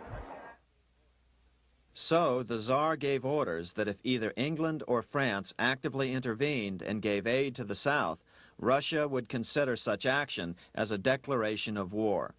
He did the same with part of his Pacific Fleet and sent them to port in San Francisco. Lincoln was reelected the next year, 1864. Had he lived, he would surely have killed the national bank's money monopoly extracted from him during the war. On November 21st, 1864, he wrote a friend the following. The money power preys upon the nation in times of peace and conspires against it in times of adversity. It is more despotic than monarchy, more insolent than autocracy, more selfish than bureaucracy. Shortly before Lincoln was murdered, his former Secretary of Treasury, Salmon P. Chase, bemoaned his role in helping secure the passage of the National Banking Act only 1 year earlier. My agency in promoting the passage of the National Banking Act was the greatest financial mistake in my life. It has built up a monopoly which affects every interest in the country. On April 14, 1865, 41 days after his second inauguration and just 5 days after Lee surrendered to Grant at Appomattox, Lincoln was shot by John Wilkes Booth at Ford's Theater. Bismarck, Chancellor of Germany, lamented the death of Abraham Lincoln. The death of Lincoln was a disaster for Christendom. There was no man in the United States great enough to wear his boots. I fear that foreign bankers, with their craftiness and tortuous tricks, will entirely corrupt the exuberant riches of America and use it systematically to corrupt modern civilization. They will not hesitate to plunge the whole of Christendom into wars and chaos in order that the earth should become their inheritance. Bismarck well understood the money changers' plan. Allegations that international bankers were responsible for Lincoln's assassination surfaced in Canada 70 years later in 1934. Gerald G. McGeer, a popular and well-respected Canadian attorney, revealed this stunning charge in a 5-hour speech before the Canadian House of Commons, blasting Canada's debt-based money system. Remember, it was 1934, the height of the Great Depression, which was ravaging Canada as well. McGeer had obtained evidence deleted from the public record, provided to him by Secret Service agents at the trial of John Wilkes Booth, after Booth's death. McGeer said it showed that Booth was a mercenary working for the international bankers. According to an article in the Vancouver Sun of May 2nd, 1934, Abraham Lincoln, the martyred emancipator of the slaves, was assassinated through the machinations of a group representative of the international bankers who feared the United States president's national credit ambitions. There was only one group in the world at that time who had any reason to desire the death of Lincoln. They were the men opposed to his national currency program and who had fought him throughout the whole Civil War on his policy of greenback currency. Interestingly, McGeer claimed that Lincoln was assassinated not only because international bankers wanted to reestablish a central bank in America, but because they also wanted to base America's currency on gold. Gold they controlled. In other words, put America on a gold standard. Lincoln had done just the opposite by issuing U.S. notes, greenbacks, which were based purely on the good faith and credit of the United States. The article quoted McGeer as saying, "They were the men interested in the establishment of the gold standard and the right of the bankers to manage the currency and credit of every nation in the world. With Lincoln out of the way, they were able to proceed with that plan and did proceed with it in the United States. Within 8 years after Lincoln's assassination, silver was demonetized and the gold standard money system set up in the United States." Not since Lincoln has the U.S. issued debt-free United States notes. These red-sealed bills, which were issued in 1963, were not a new issue from President Kennedy, but merely the old greenbacks reissued year after year. In another act of folly and ignorance, the 1994 Regal Act actually authorized the replacement of Lincoln's greenbacks with debt-based notes. In other words, greenbacks were in circulation in the United States until 1994. Why was silver bad for the bankers and gold good? Simple. Because silver was plentiful in the United States. It was very hard to control. Gold was, and always has been, scarce. Throughout history, it has been relatively easy to monopolize gold, but silver has historically been 15 times more plentiful. With Lincoln out of the way, the money changers' next objective was to gain complete control over America's money. This was no easy task. With the opening of the American West, silver had been discovered in huge quantities. On top of that, Lincoln's greenbacks were generally popular. Despite the European central bankers' deliberate attacks on greenbacks, they continued to circulate in the United States, in fact, until a few years ago. According to historian W. Cleon Skousen, right after the Civil War, there was considerable talk about reviving Lincoln's brief experiment with the constitutional monetary system. Had not the European Money Trust intervened, it would have no doubt become an established institution. It is clear that the concept of America printing her own debt-free money sent shockwaves throughout the European central banking elite. They watched with horror as Americans clamored for more greenbacks. They may have killed Lincoln, but support for his monetary ideas grew. On April 12, 1866, nearly 1 year to the day of Lincoln's assassination, Congress went to work at the bidding of the European central banking interests. It passed the Contraction Act, authorizing the Secretary of the Treasury to begin to retire some of the greenbacks in circulation and thereby contract the money supply. Authors Theodore R. Thorin and Richard F. Warner explained the results of the money contraction in their classic book on the subject, The Truth in Money Book. The hard times which occurred after the Civil War could have been avoided if the greenback legislation had continued as President Lincoln had intended. Instead, there were a series of money panics, what we call recessions, which put pressure on Congress to enact legislation to place the banking system under centralized control. Eventually, the Federal Reserve Act was passed on December 23, 1913. In other words, the money changers wanted two things: the reinstitution of a central bank under their exclusive control, and two, an American currency backed by gold. Their strategy was twofold. First of all, cause a series of panics to try to convince the American people that only centralized control of the money supply could provide economic stability. And secondly, remove so much money from the system that most Americans would be so desperately poor that they either wouldn't care or would be too weak to oppose the bankers. In 1866, there was $1.8 billion in currency in circulation in the United States, about $50.46 per capita. In 1867 alone, $500 million, $500 million, was removed from the U.S. money supply. 10 years later, in 1876, America's money supply was reduced to only $600 million.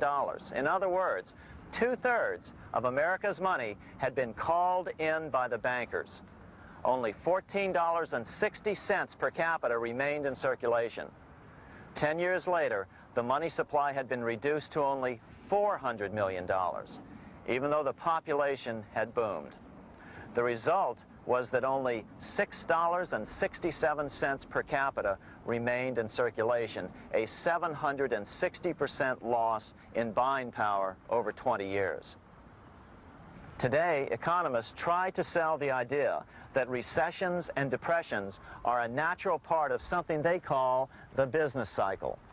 The truth is, our money supply is manipulated now just as it was before and after the Civil War.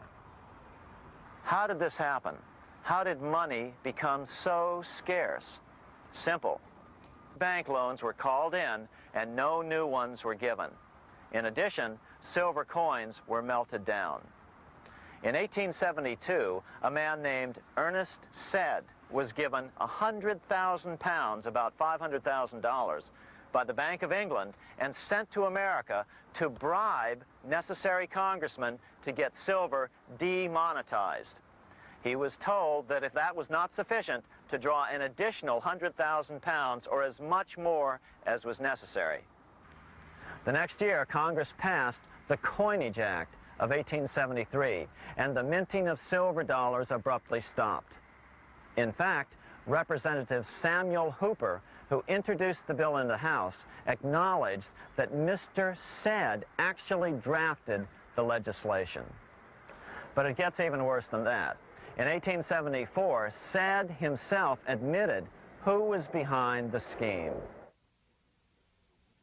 I went to America in the winter of 1872-73, authorized to secure, if I could, the passage of a bill demonetizing silver.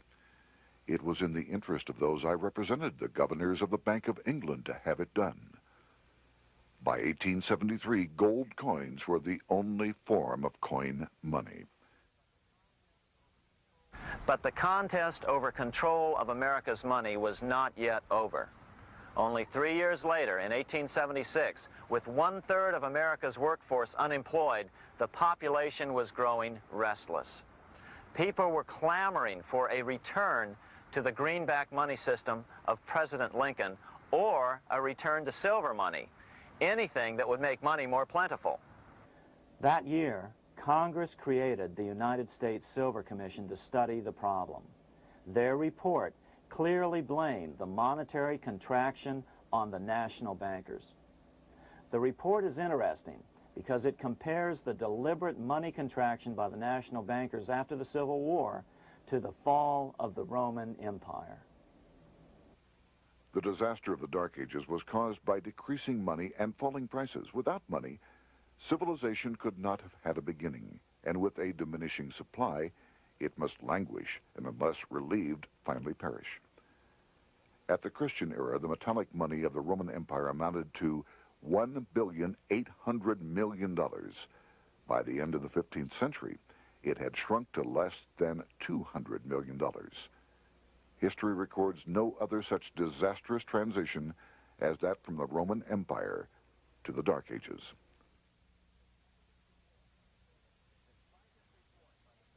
Despite this report by the Silver Commission, Congress took no action. The next year, 1877, riots broke out from Pittsburgh to Chicago. The torches of starving vandals lit up the sky. The bankers huddled to decide what to do. They decided to hang on. Now that they were back in control to a certain extent, they were not about to give it up. At the meeting of the American Bankers Association that year, they urged their membership to do everything in their power to put down the notion of a return to greenbacks. The ABA Secretary, James Buell, authored a letter to the members which blatantly called on the banks to subvert not only Congress, but the press. It is advisable to do all in your power to sustain such prominent daily and weekly newspapers, especially the agricultural and religious press, as will oppose the greenback issue of paper money, and that you will also withhold patronage from all applicants who are not willing to oppose the government issue of money. To repeal the act creating banknotes or to restore to circulation the government issue of money will be to provide the people with money and will therefore seriously affect our individual profits as bankers and lenders. See your congressman at once and engage him to support our interest that we may control legislation. As political pressure mounted in Congress for change, the press tried to turn the American people away from the truth. The New York Tribune put it this way on January 10th, 1878. "The capital of the country is organized at last, and we will see whether Congress will dare to fly in its face." But it didn't work entirely. On February 28, 1878, Congress passed the Sherman Law, allowing the minting of a limited number of silver dollars, ending the 5-year hiatus. This did not end gold backing of the currency, however, nor did it completely free silver. Previous to 1873, anyone who brought silver to the U.S. Mint could have it struck into silver dollars free of charge. No longer. But at least some money began to flow back into the economy again. With no further threat to their control, the bankers loosened up on loans, and the post-Civil War depression was finally ended. 3 years later, the American people elected Republican James Garfield president. Garfield understood how the economy was being manipulated. As a congressman, he had been chairman of the Appropriations Committee and was a member of Banking and Currency. After his inauguration, he slammed the money changers publicly in 1881. Whoever controls the volume of money in any country is absolute master of all industry and commerce. And when you realize that the entire system is very easily controlled, one way or another, by a few powerful men at the top, you will not have to be told how periods of inflation and depression originate. Unfortunately, within a few weeks of making this statement, on July 2nd of 1881, President Garfield was assassinated.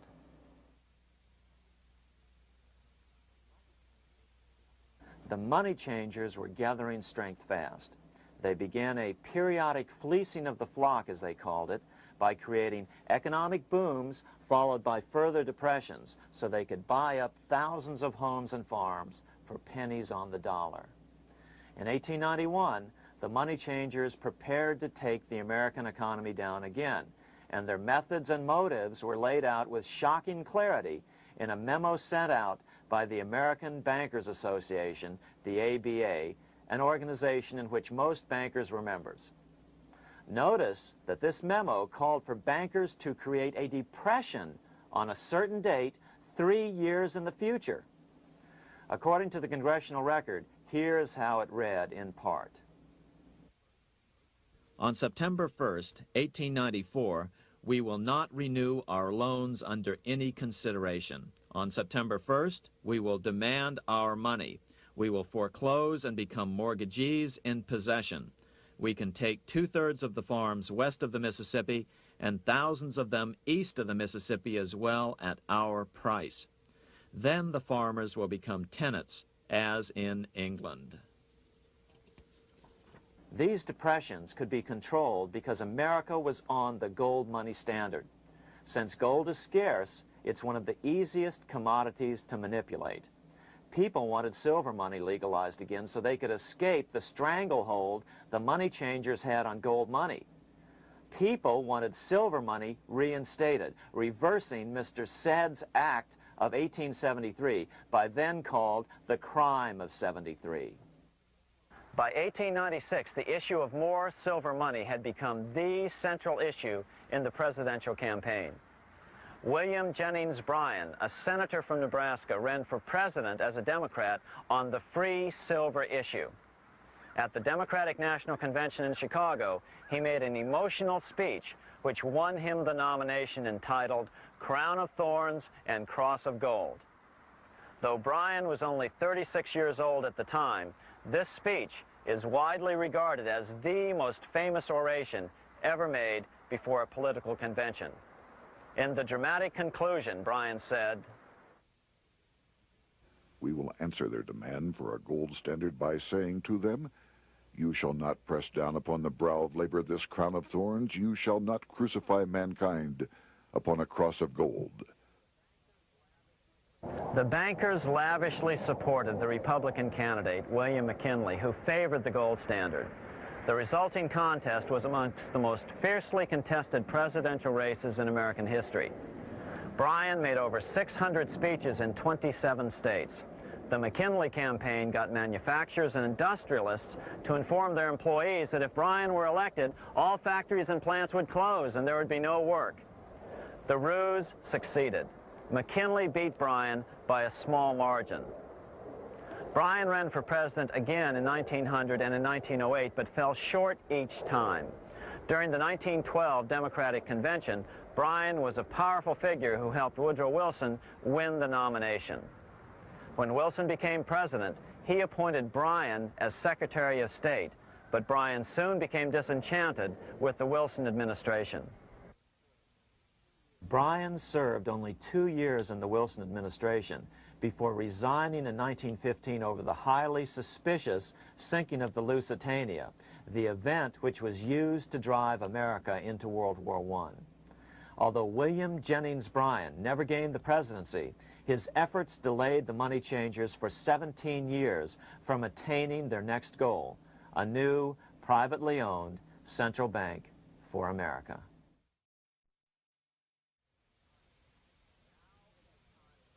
Now it was time for the money changers to get back to the business of a new private central bank for America. During the early 1900s, men like J.P. Morgan led the charge. One final panic would be necessary to focus the nation's attention on the supposed need for a central bank. The rationale was that only a central bank can prevent bank failures.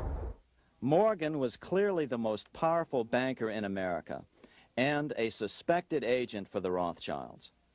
Morgan had helped finance John D. Rockefeller's Standard Oil empire. He had also helped finance the monopolies of Edward Harriman in railroads, of Andrew Carnegie in steel, and of others in numerous industries. But on top of that, J.P. Morgan's father, Junius Morgan, had been America's financial agent to the British. After his father's death, J.P. Morgan took on a British partner, Edward Grenfell, a longtime director of the Bank of England. In fact, upon Morgan's death, his estate contained only a few $1 million. The bulk of the securities most people thought he owned were, in fact, owned by others. In 1902, President Theodore Roosevelt allegedly went after Morgan and his friends by using the Sherman Antitrust Act to try to break up their industrial monopolies. Actually, Roosevelt did very little to interfere in the growing monopolization of American industry by the bankers and their surrogates. For example, Roosevelt supposedly broke up the Standard Oil monopoly, but it wasn't really broken at all. it was merely divided into 7 corporations, all still controlled by the Rockefellers. The public was aware of this thanks to political cartoonists like Thomas Nast, who referred to the bankers as the money trust. By 1907, the year after Teddy Roosevelt's re-election, Morgan decided it was time to try for a central bank again. Using their combined financial muscle, Morgan and his friends were secretly able to crash the stock market. Thousands of small banks were vastly overextended. Some had reserves of less than 1% thanks to the fractional reserve principle. Within days, bank runs were commonplace across the nation. Now Morgan stepped into the public arena and offered to prop up the faltering American economy by supporting failing banks with money he manufactured out of nothing. It was an outrageous proposal, far worse than even fractional reserve banking, but Congress let him do it. Morgan manufactured $200 million worth of this completely reserveless private money and bought things with it, paid for services with it, and sent some of it to his branch banks to lend out at interest. His plan worked.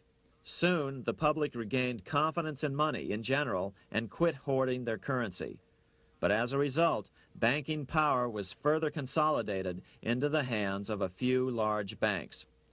By 1908, the panic was over, and Morgan was hailed as a hero by the president of Princeton University, a man by the name of Woodrow Wilson. All this trouble could be averted if we appointed a committee of 6 or 7 public-spirited men like J.P. Morgan to handle the affairs of our country. Economics textbooks would later explain that the creation of the Federal Reserve System was the direct result of the panic of 1907. Quote, "With its alarming epidemic of bank failures, the country was fed up once and for all with the anarchy of unstable private banking," close quote. But Minnesota Congressman Charles A. Lindbergh Sr., the father of the famous aviator Lucky Lindy, later explained that the panic of 1907 was really just a scam. Those not favorable to the money trust could be squeezed out of business and the people frightened into demanding changes in the banking and currency laws which the money trust would frame.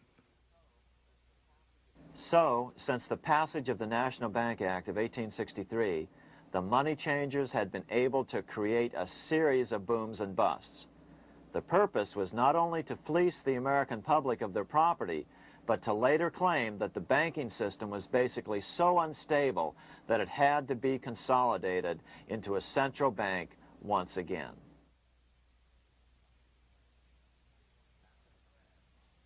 After the crash, Teddy Roosevelt, in response to the panic of 1907, signed into law a bill creating something called the National Monetary Commission. The commission was to study the banking problem and make recommendations to Congress. Of course, the commission was packed with Morgan's friends and cronies.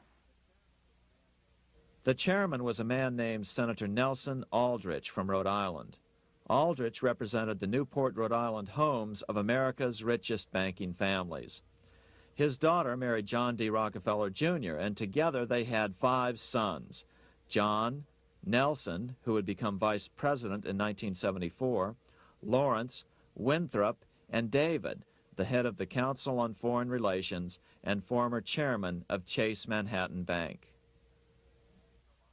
As soon as the National Monetary Commission was set up, Senator Aldrich immediately embarked on a 2-year tour of Europe, where he consulted at length with the private central bankers in England, France, and Germany. The total cost of his trip alone to the taxpayers was $300,000, an astronomical sum in those days.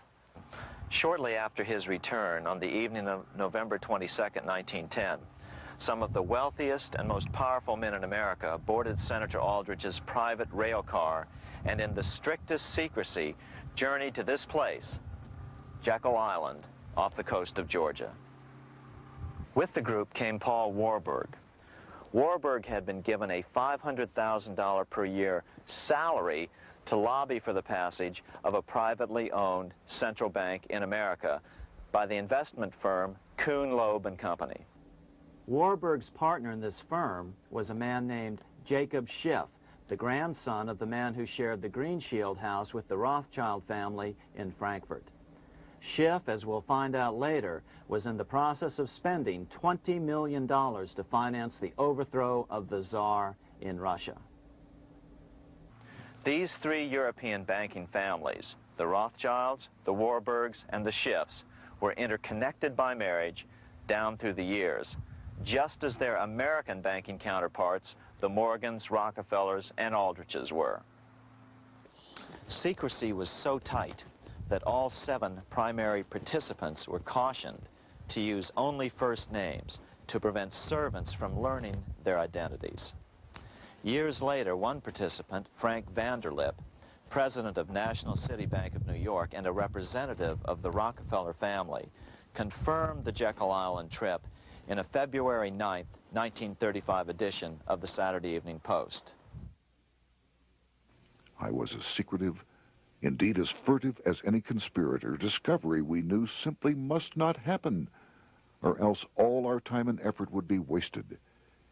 If it were to be exposed that our particular group had got together and written a banking bill, that bill would have no chance whatever of passage by Congress. The participants came here to figure out how to solve their major problem, how to bring back a privately owned central bank. But there were other problems that needed to be addressed as well. First of all, the market share of the big national banks was shrinking fast. In the first 10 years of the century, the number of U.S. banks had more than doubled to over 20,000. By 1913, only 29% of all banks were national banks, and they held only 57% of all deposits. As Senator Aldrich later admitted in a magazine article, before passage of this act, the New York bankers could only dominate the reserves of New York. Now, we are able to dominate the bank reserves of the entire country. Therefore, something had to be done to bring these new banks under their control. As John D. Rockefeller put it, quote, "Competition is sin," close quote. Secondly, the nation's economy was so strong that corporations were starting to finance their expansions out of profits instead of taking out huge loans from large banks. In the first 10 years of the new century, 70% of corporate funding came from profits. In other words, American industry was becoming independent of the money changers, and that trend had to be stopped. All the participants knew that these problems could be hammered out into a workable solution, but perhaps their biggest problem was a public relations problem, the name of the new bank. That discussion took place right here in this room, one of the many conference rooms in this sprawling hotel, today known as the Jekyll Island Club Hotel. Aldrich believed that the word bank should not even appear in the name. Warburg wanted to call the legislation the National Reserve Bill or the Federal Reserve Bill. The idea here was to give the impression that the purpose of the new central bank was to stop bank runs, but also to conceal its monopoly character. However, it was Aldrich, the egotistical politician, who insisted it be called the Aldrich Bill. After 9 days at Jekyll Island, the group dispersed. The new central bank would be very similar to the old Bank of the United States. It would be given a monopoly over U.S. currency and create that money out of nothing. How does the Fed create money out of nothing? It's a four-step process. But first, a word on bonds. Bonds are simply promises to pay, or government IOUs. People buy bonds to get a secure rate of interest. At the end of the term of the bond, the government repays the bond plus interest, and the bond is destroyed. There are about $3.6 trillion worth of these loans or bonds at present. Now here's the Fed money-making process. Step 1. The Federal Open Market Committee approves the purchase of U.S. bonds on the open market. Step 2. The bonds are purchased by the Fed from whoever is offering them for sale on the open market. Step 3. The Fed pays for the bonds with electronic credits to the seller's bank, which in turn credits the seller's bank account. The trick is that these credits are based on nothing. The Fed just creates them. Step 4. The banks use these deposits as reserves. They can loan out over 10 times the amount of their reserves to new borrowers, all at interest. In this way, a Fed purchase of, say, $1 million worth of bonds gets turned into over $10 million in bank accounts. The Fed, in effect, creates 10% of this totally new money, and the banks create the other 90%. To reduce the amount of money in the economy, the process is just reversed.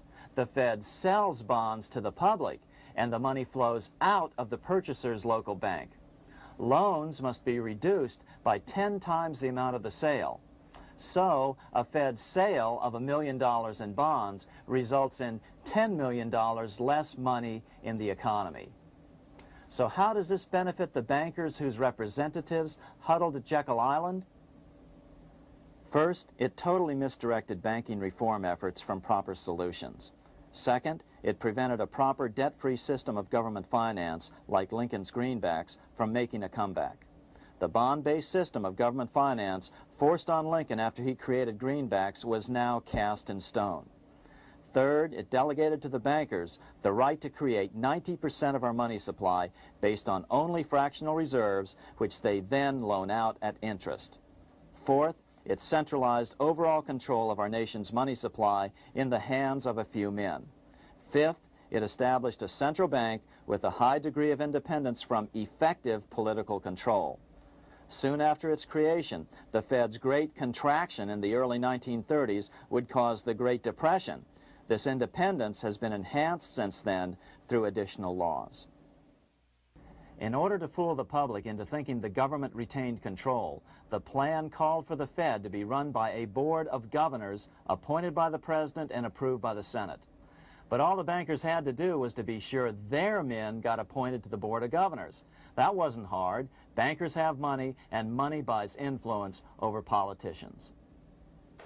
Once the participants left Jekyll Island, the public relations blitz was on. The big New York banks put together an educational fund of $5 million to finance professors at respected universities to endorse the new bank. Woodrow Wilson at Princeton was one of the first to jump on the bandwagon. But the bankers' subterfuge didn't work. The Aldrich Bill was quickly identified as the bankers' bill, a bill to benefit only what became known as the money trust. As Congressman Lindbergh put it during the congressional debate, the Aldrich Plan is the Wall Street plan. It means another panic, if necessary, to intimidate the people. Aldrich, paid by the government to represent the people, proposes a plan for the trusts instead. seeing they didn't have the votes to win in Congress, the Republican leadership never brought the Aldrich bill to a vote. The bankers quietly decided to move to track 2, the Democratic alternative. They began financing Woodrow Wilson as the Democratic nominee. As respected historian James Perloff put it, Wall Street financier Bernard Baruch was put in charge of Wilson's education. Baruch brought Wilson to the Democratic Party headquarters in New York in 1912, leading him like one would a poodle on a string. Wilson received an indoctrination course from the leaders convened there. So now the stage was set. The money changers were poised to install their privately owned central bank once again. The damage President Andrew Jackson had done 76 years earlier had been only partly repaired with the passage of the National Bank Act during the Civil War. Since then, the battle had raged on across the decades. The Jacksonians became the greenbackers, who became the hardcore supporters of William Jennings Bryan. With Bryan leading the charge, these opponents of the money changers, ignorant of Baruch's tutelage, now threw themselves behind Democrat Woodrow Wilson. They and Bryan would soon be betrayed.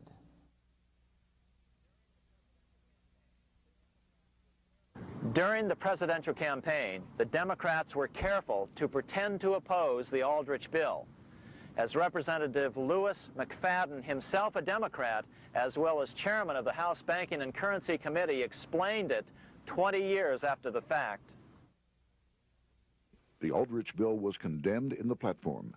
When Woodrow Wilson was nominated, the men who ruled the Democratic Party promised the people that if they were returned to power, there would be no central bank established here while they held the reins of government. 13 months later, that promise was broken, and the Wilson administration, under the tutelage of those sinister Wall Street figures who stood behind Colonel House, established here in our free country the worm-eaten, monarchical institution of the King's Bank, to control us from the top downward and to shackle us from the cradle to the grave. Once Wilson was elected, Morgan, Warburg, Baruch, and company advanced a new plan, which Warburg named the Federal Reserve System. The Democratic leadership hailed the new bill, called the Glass-Owen bill, as something radically different from the Aldrich bill. But in fact, the bill was virtually identical in every important detail. In fact, so vehement were the Democratic denials of similarity that Paul Warburg, the father of both bills, had to step in to reassure his paid friends in Congress that the two bills were virtually identical. Brushing aside the external differences affecting the shells, we find the kernels of the two systems very closely resembling and related to one another. But that admission was for private consumption only. Publicly, the money trust trotted out Senator Aldrich and Frank Vanderlip, the president of Rockefeller's National City Bank of New York and one of the Jekyll Island Seven, to oppose the new Federal Reserve System. Years later, however, Vanderlip admitted in the Saturday Evening Post that the two measures were virtually identical. Although the Aldrich Federal Reserve Plan was defeated when it bore the name Aldrich, nevertheless, its essential points were all contained in the plan that finally was adopted. As Congress neared a vote, they called Ohio attorney Alfred Crozier to testify. Crozier noted the similarities between the Aldrich bill and the Glass-Owen bill. The bill grants just what Wall Street and the big banks for 25 years have been striving for: private instead of public control of currency. It, the Glass-Owen bill, does this as completely as the Aldrich bill. Both measures rob the government and the people of all effective control over the public's money and vest in the banks exclusively the dangerous power to make money among the people scarce or plenty. During the debate on the measure, senators complained that the big banks were using their financial muscle to influence the outcome. "There are bankers in this country who are enemies of the public welfare," said one senator. What an understatement. Despite the charges of deceit and corruption, the bill was finally snuck through the Senate on December 22, 1913, after most senators had left town for the holidays, after having been assured by the leadership that nothing would be done until long after the Christmas recess. On the day the bill was passed, Congressman Lindbergh prophetically warned his countrymen that this act establishes the most gigantic trust on earth. When the president signs this bill, the invisible government by the monetary power will be legalized. The people may not know it immediately, but the day of reckoning is only a few years removed. The worst legislative crime of the ages is perpetrated by this banking bill. On top of all this, only weeks earlier, Congress had finally passed a bill legalizing income tax. Why was the income tax law important? Because bankers finally had in place a system which would run up a virtually unlimited federal debt. How would the interest on this debt be repaid? Never mind the principal. Remember, a privately owned central bank creates the principal out of nothing. The federal government was small then. Up to then, it had subsisted merely on tariffs and excise taxes. No, just as with the Bank of England, the interest payments had to be guaranteed by direct taxation of the people. The money changers knew that if they had to rely on contributions from the states, eventually the individual state legislatures would revolt and either refuse to pay the interest on their own money or at least bring political pressure to bear to keep the debt small. It is interesting to note that in 1895, the Supreme Court had found a similar income tax law to be unconstitutional. The Supreme Court even found a corporate income tax law unconstitutional in 1909. As a result, Senator Aldrich hustled a bill for a constitutional amendment allowing income tax through the Congress. The proposed 16th Amendment to the Constitution was then sent to the state legislatures for approval. But some critics claim that the 16th Amendment was never ratified by the necessary 3/4 of the states. In other words, the 16th Amendment may not be legal. But the money changers were in no mood to debate the fine points. By October of 1913, Senator Aldrich had hustled the income tax bill through Congress. Without the power to tax the people directly and bypass the states, the Federal Reserve Bill would be far less useful to those who wanted to drive America deeply into their debt. A year after the passage of the Federal Reserve Bill, Congressman Lindbergh explained how the Fed created what we have come to call the business cycle and how they use it to their advantage. To cause high prices, all the Federal Reserve Board will do will be to lower the rediscount rate, producing an expansion of credit and a rising stock market. Then, when businessmen are adjusted to these conditions, it can check prosperity in mid-career by arbitrarily raising the rate of interest. It can cause the pendulum of a rising and falling market to swing gently back and forth by slight changes in the discount rate, or cause violent fluctuations by a greater rate variation. And in either case, it will possess inside information as to financial conditions and advanced knowledge of the coming change, either up or down. This is the strangest, most dangerous advantage ever placed in the hands of a special privileged class by any government that ever existed. The system is private, conducted for the sole purpose of obtaining the greatest possible profits from the use of other people's money. They know in advance when to create panics to their advantage. They also know when to stop panic. Inflation and deflation work equally well for them when they control finance. Congressman Lindbergh was correct on all points. What he didn't realize was that most European nations had already fallen prey to the central bankers decades or centuries earlier. But he also mentions the interesting fact that only 1 year later, the Fed had cornered the market in gold. This is how he put it, quote, "Already, the Federal Reserve banks have cornered the gold and gold certificates," close quote. But Congressman Lindbergh was not the only critic of the Fed. Congressman Lewis McFadden, the chairman of the House Banking and Currency Committee from 1920 to 1931, remarked that the Federal Reserve Act brought about a superstate controlled by international bankers and international industrialists acting together to enslave the world for their own pleasure. Notice how McFadden saw the international character of the stockholders of the Federal Reserve. Another chairman of the House Banking and Currency Committee in the 1960s, Wright Patman from Texas, put it this way. In the United States today, we have in effect two governments. We have the duly constituted government, then we have an independent, uncontrolled, and uncoordinated government in the Federal Reserve System, operating the money powers which are reserved to Congress by the Constitution. Even the inventor of the electric light, Thomas Edison, joined the fray in criticizing the system of the Federal Reserve. If our nation can issue a dollar bond, it can issue a dollar bill. The element that makes the bond good makes the bill good also. The difference between the bond and the bill is the bond lets money brokers collect twice the amount of the bond and an additional 20%, whereas the currency pays nobody but those who contribute directly in some useful way. It is absurd to say that our country can issue $30 million in bonds and not $30 million in currency. Both are promises to pay. But one promise fattens the usurers, and the other helps the people. 3 years after the passage of the Federal Reserve Act, even President Wilson began to have second thoughts about what had been unleashed during his first term in office.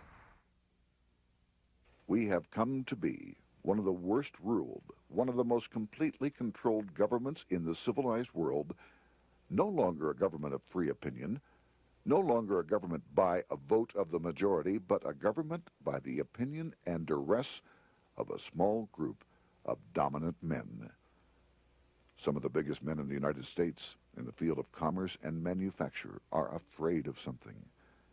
They know that there is a power somewhere so organized, so subtle, so watchful, so interlocked, so complete, so pervasive, that they had better not speak above their breath when they speak in condemnation of it.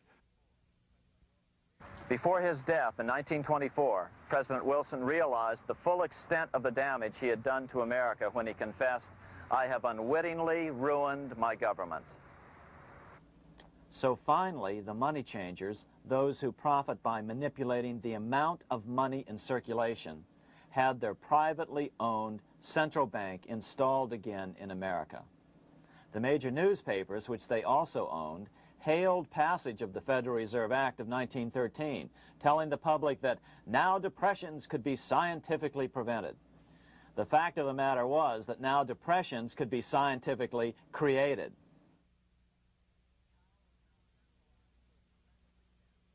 Power was now centralized to a tremendous extent.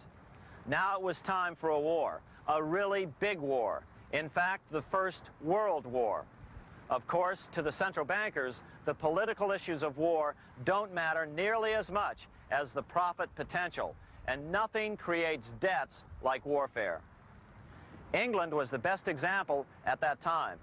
During the 119-year period between the founding of the Bank of England and Napoleon's defeat at Waterloo, England had been at war for 56 years, and much of the remaining time she'd been preparing for war. In World War I, the German Rothschilds loaned money to the Germans, the British Rothschilds loaned money to the British, and the French Rothschilds loaned money to the French. In America, J.P. Morgan was the sales agent for war materials to both the British and the French. In fact, 6 months into the war, Morgan became the largest consumer on earth, spending $10 million a day. His offices here at 23 Wall Street were mobbed by brokers and salesmen trying to cut a deal. In fact, it got so bad that the bank had to post guards at every door and at the partners' homes as well. Many other New York bankers made out as well from the war. President Wilson appointed Bernard Baruch to head the War Industries Board. According to historian James Perloff, both Baruch and the Rockefellers profited by some $200 million during the war. But profits were not the only motive. There was also revenge. The money changers never forgave the czars for their support of Lincoln during the Civil War. Also, Russia was the last major European nation to refuse to give in to the privately owned central bank scheme. 3 years after World War I broke out, the Russian Revolution toppled the Tsar and installed the scourge of communism. Jacob Schiff of Kuhn Loeb and Company bragged from his deathbed that he had spent $20 million towards the defeat of the Tsar. Money was funneled from England to support the revolution as well. Why would some of the richest men in the world financially back communism, the system that was openly vowing to destroy the so-called capitalism that made them wealthy? Researcher Gary Allen explained it this way. If one understands that socialism is not a share the wealth program, but is in reality a method to consolidate and control the wealth, then the seeming paradox of super-rich men promoting socialism becomes no paradox at all. Instead, it becomes logical, even the perfect tool of power-seeking megalomaniacs. Communism, or more accurately socialism, is not a movement of the downtrodden masses, but of the economic elite. As W. Cleon Skousen put it, In his 1970 book, The Naked Capitalist, Power from any source tends to create an appetite for additional power. It was almost inevitable that the super-rich would one day aspire to control not only their own wealth, but the wealth of the whole world. To achieve this, they were perfectly willing to feed the ambitions of the power-hungry political conspirators who were committed to the overthrow of all existing governments and the establishments of a central worldwide dictatorship. but what if these revolutionaries get out of control and try to seize power from the super-rich? After all, it was Mao Zedong who in 1938 stated his position concerning power. Political power grows out of the barrel of a gun. The Wall Street, London axis elected to take the risk. The master planners attempted to control revolutionary communist groups by feeding them vast quantities of money when they obeyed, and contracting their money supply, or even financing their opposition if they got out of control. Lenin began to understand that although he was the absolute dictator of the new Soviet Union, he was not pulling the financial strings. Someone else was silently in control. The state does not function as we desired. The car does not obey. A man is at the wheel and seems to lead it, but the car does not drive in the desired direction. It moves as another force wishes.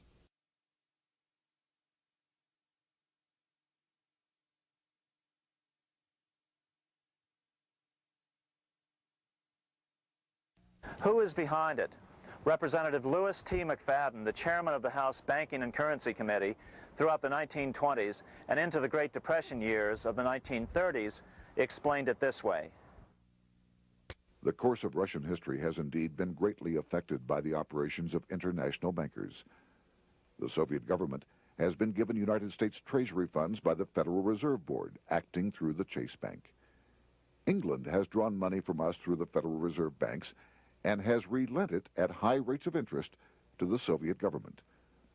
The Dnipro Dam was built with funds unlawfully taken from the United States Treasury by the corrupt and dishonest Federal Reserve Board and the Federal Reserve banks. In other words, the Fed and the Bank of England, at the behest of the international bankers who controlled them, were creating a monster, one which would fuel 7 decades of unprecedented communist revolution, warfare, and most importantly, debt. In case you think there's some chance that the money changers got communism going and then lost control, in 1992, the Washington Times reported that Russian President Boris Yeltsin was upset that most of the incoming foreign aid was being siphoned off, quote, straight back into the coffers of Western banks in debt service, close quote. No one in his right mind would claim that a war as large as World War I had a single cause. Wars are complex things with many causative factors. But on the other hand, it would also be equally foolish to ignore as a prime cause of World War I those who would profit the most from the war. The role of the money changers is no wild conspiracy theory. They had a motive, a short-ranged, self-serving motive, as well as a long-range political motive of advancing totalitarian governments, with the money changers maintaining the financial clout to control whatever politician might emerge as the leader. Next, we'll see what the money changers' ultimate political goal is for the world.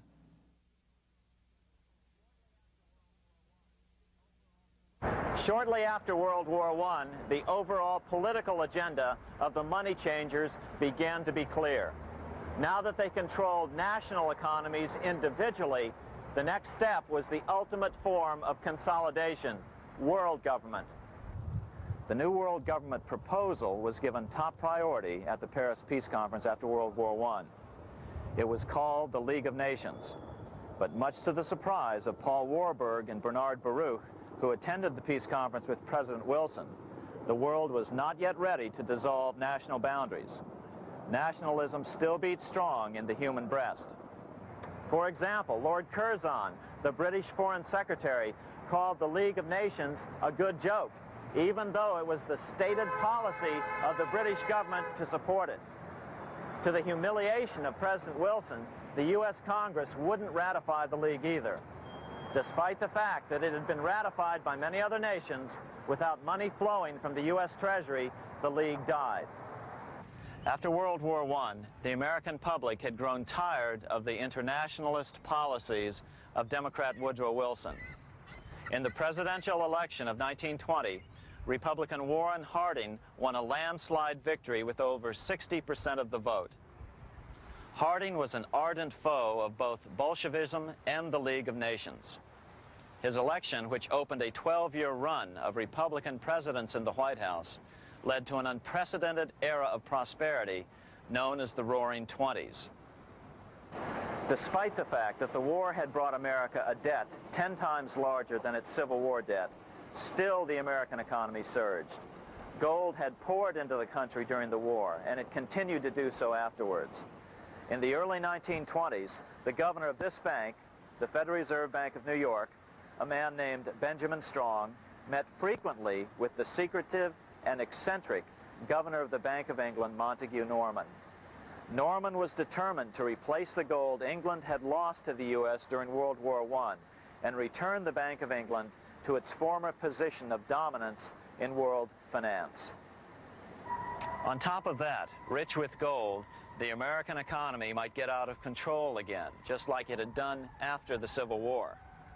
During the next 8 years, under the presidencies of Harding and Coolidge, the huge federal debt built up during World War I was cut by 38%, down to $16 billion, the greatest percentage drop in U.S. history.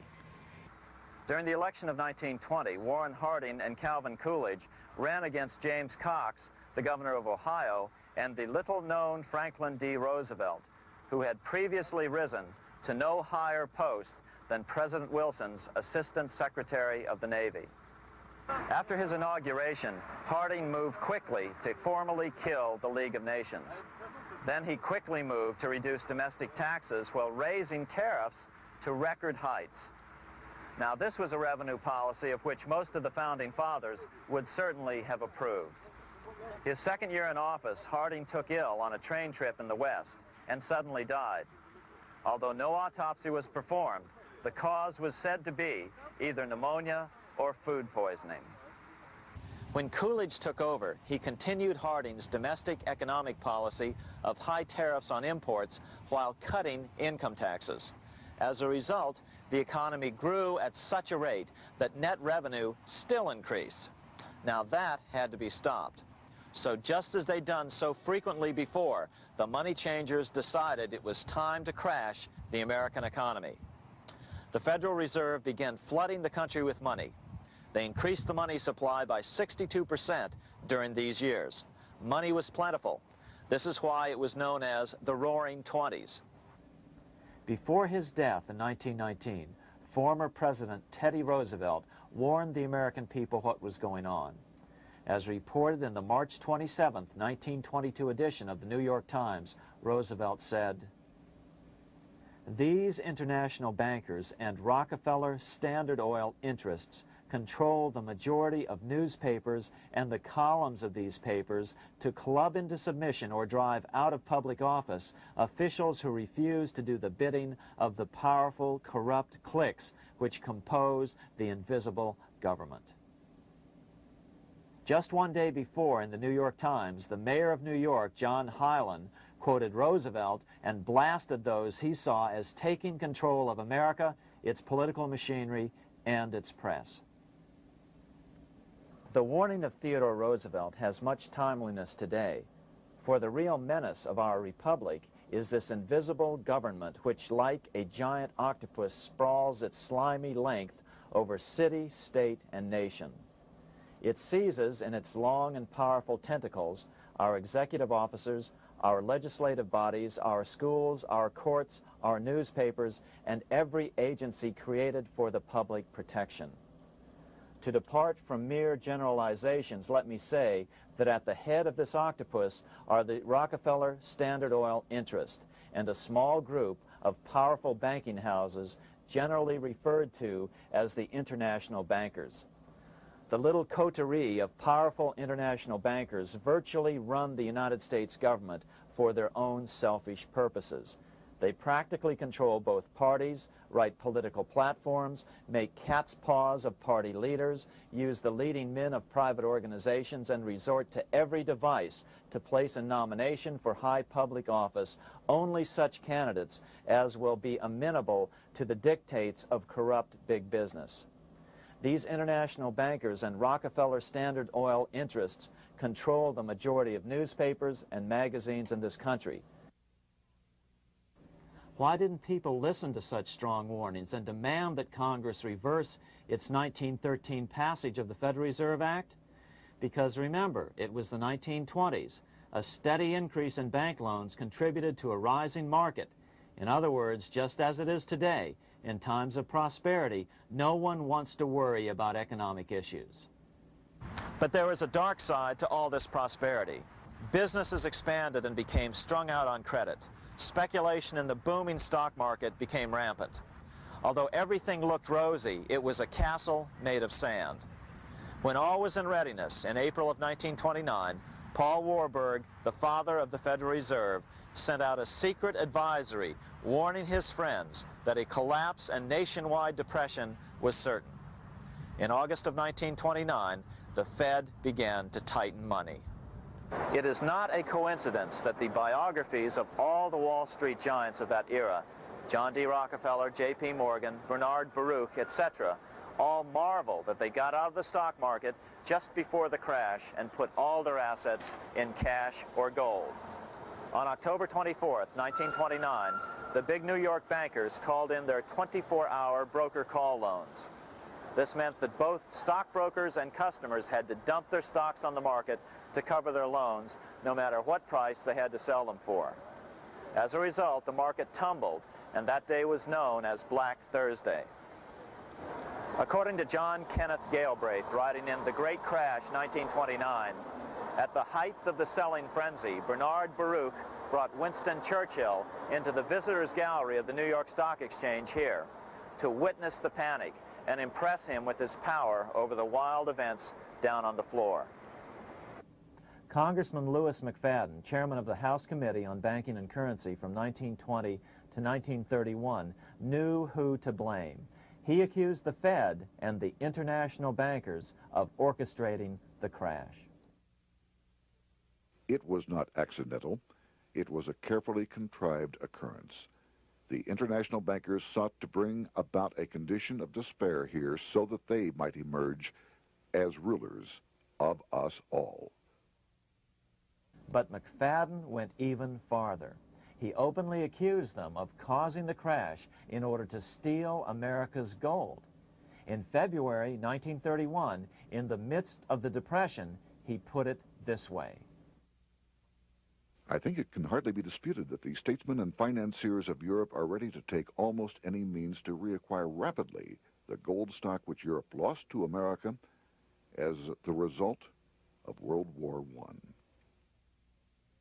Curtis Dahl, a broker for Lehman Brothers, was on the floor of the New York Stock Exchange the day of the crash.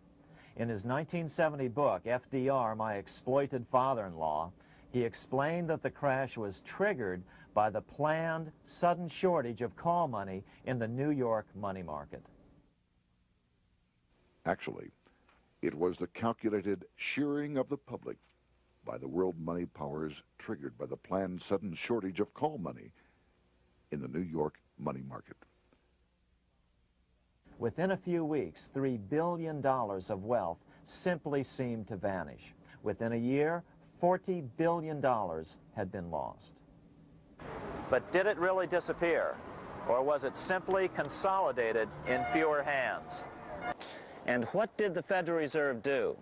Instead of moving to help the economy out by quickly lowering interest rates to stimulate the economy, the Fed continued to brutally contract the money supply further, deepening the Depression.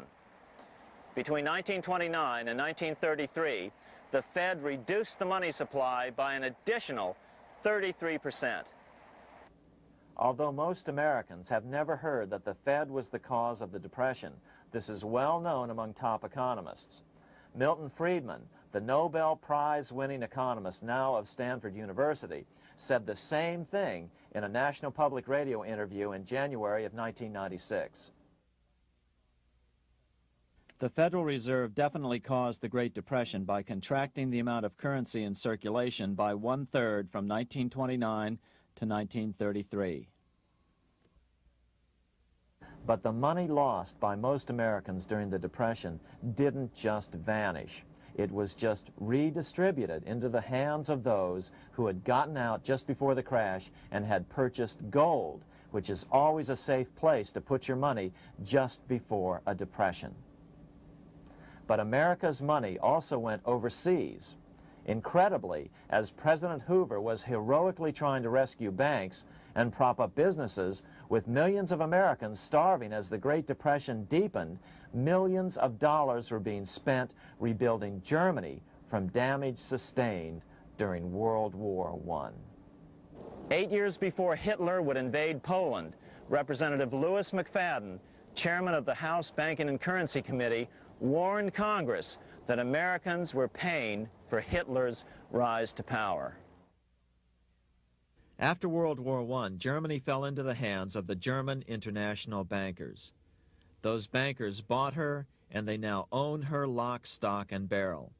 They have purchased her industries, they have mortgages on her soil, they control her production, they control all her public utilities. The international German bankers have subsidized the present government of Germany, and they have also supplied every dollar of the money Adolf Hitler has used in his lavish campaign to build up a threat to the government of Brüning. When Brüning fails to obey the orders of the German international bankers, Hitler is brought forth to scare the Germans into submission. Through the Federal Reserve Board, over $30 billion of American money has been pumped into Germany. You have all heard of the spending that's taken place in Germany. Modernistic dwellings, her great planetariums, her gymnasiums, her swimming pools, her fine public highways, her perfect factories. All this was done on our money. All this was given to Germany through the Federal Reserve Board. The Federal Reserve Board has pumped so many billions of dollars into Germany that they dare not name the total. Franklin D. Roosevelt was swept into office during the 1932 presidential election. Once Roosevelt was in office, however, sweeping emergency banking measures were immediately announced, which did nothing but increase the Fed's power over the money supply. Then, and only then, did the Fed finally begin to loosen the purse strings and feed new money out to the starving American people. At first, Roosevelt railed against the money changers as being the cause of the Depression. Believe it or not, this is what he said on March 4th, 1933, in his inaugural address. Practices of the unscrupulous money changers stand indicted in the court of public opinion, rejected by the hearts and minds of men. The money changers have fled from their high seats in the temple of our civilization. But 2 days later, Roosevelt declared a bank holiday and closed all banks. Later that year, Roosevelt outlawed private ownership of all gold bullion and all gold coins with the exception of rare coins. Most of the gold in the hands of the average American was in the form of gold coins. The new decree was, in effect, a confiscation. Those who didn't comply risk as much as 10 years in prison and a $10,000 fine, the equivalent of $100,000 today. Out in small-town America, some people didn't trust Roosevelt's order. Many were torn between keeping their hard-earned wealth or obeying the government. Those who did turn in their gold were paid the official price for it, $20.66 per ounce. So unpopular was the confiscation order that no one anywhere in government would take credit for authoring it. No congressman claimed it. At the signing ceremony, President Roosevelt made it clear to all present that he was not the author of it and publicly stated that he had not ever read it. Even his Secretary of the Treasury said he'd never read it either, saying it was, quote, what the experts wanted. Roosevelt convinced the public to give up their gold by saying that pooling the nation's resources was necessary to get America out of the Depression. With great fanfare, he ordered a new bullion depository built to hold the mountain of gold the U.S. government was illegally confiscating. By 1936, the U.S. bullion depository at Fort Knox was completed, and in January 1937, the gold began to flow into it. The rip-off of the ages was about to proceed.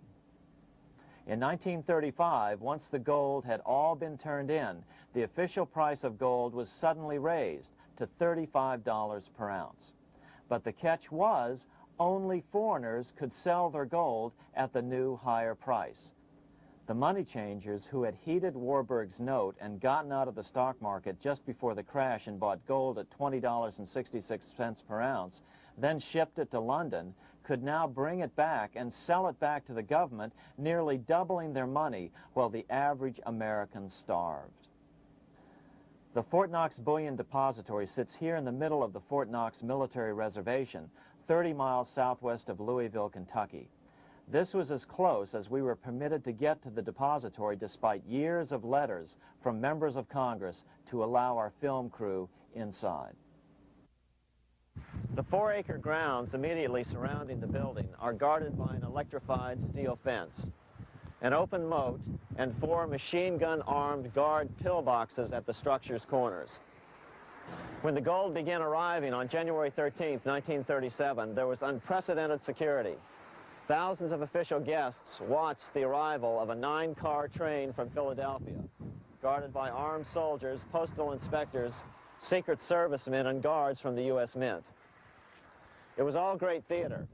America's gold supply from across the land had been pooled, supposedly for the public benefit, and then safely tucked into Fort Knox. But all that security would soon be breached by the government itself. Now the stage was set for a really big war, one which would pile up debt far beyond that of World War I. For example, in 1944 alone, the U.S. national income was only $183 billion, yet $103 billion was spent on the war. This was 30 times the spending rate during World War I. In fact, the American taxpayer picked up 55% of the total Allied cost of the war. But equally important, virtually every nation involved in World War II greatly multiplied their debt. In the U.S., for example, federal debt went from $43 billion in 1940 up to $257 billion in 1950, an increase of 598%. Between 1940 and 1950, Japanese debt swelled 1,348%. French debt grew 583%, and Canadian debt soared 417%. After the war, the world was now divided into 2 economic camps: communist command economies on the one hand versus monopoly capitalists on the other, set to fight it out in one perpetual and highly profitable arms race. It was finally time for the central bankers to embark in earnest on their 3-step plan to centralize the economic systems of the entire world and finally bring about their global government or New World Order. The phases of this plan were: Step 1, central bank domination of national economies worldwide. Step 2, centralize regional economies through organizations such as the European Monetary Union and regional trade unions such as NAFTA. Step 3, centralize the world economy through a world central bank, a world money, and ending national independence through abolition of all tariffs by treaties like GATT. Step 1 was completed long ago. Steps 2 and 3 are far advanced, nearing completion. What about gold? Among central banks, the largest holder of gold is now the IMF. It and central banks now control 2/3 of the world's gold supply, giving them the ability to manipulate the gold market. Remember the money changer's golden rule: he who has the gold makes the rules. But before we get into solutions to our problem, let's take a look at what happened to all that gold in Fort Knox. Because if we don't understand that the gold has been stolen, we'll allow ourselves to be stampeded into the wrong solution: a gold-backed currency. Most Americans still believe that the gold is still here at Fort Knox.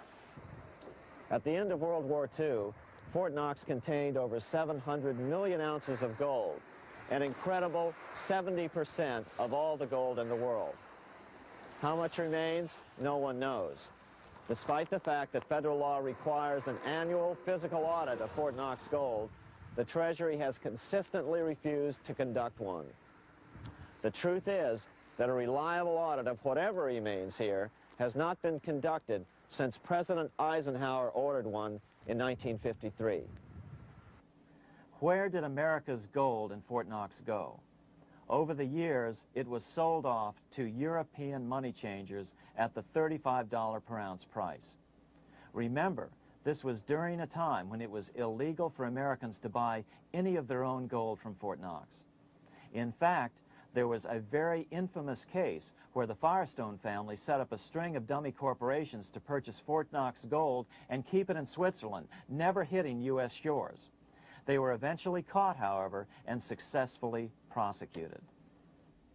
Finally, by 1971, all the pure gold had been secretly removed from Fort Knox, drained back to London.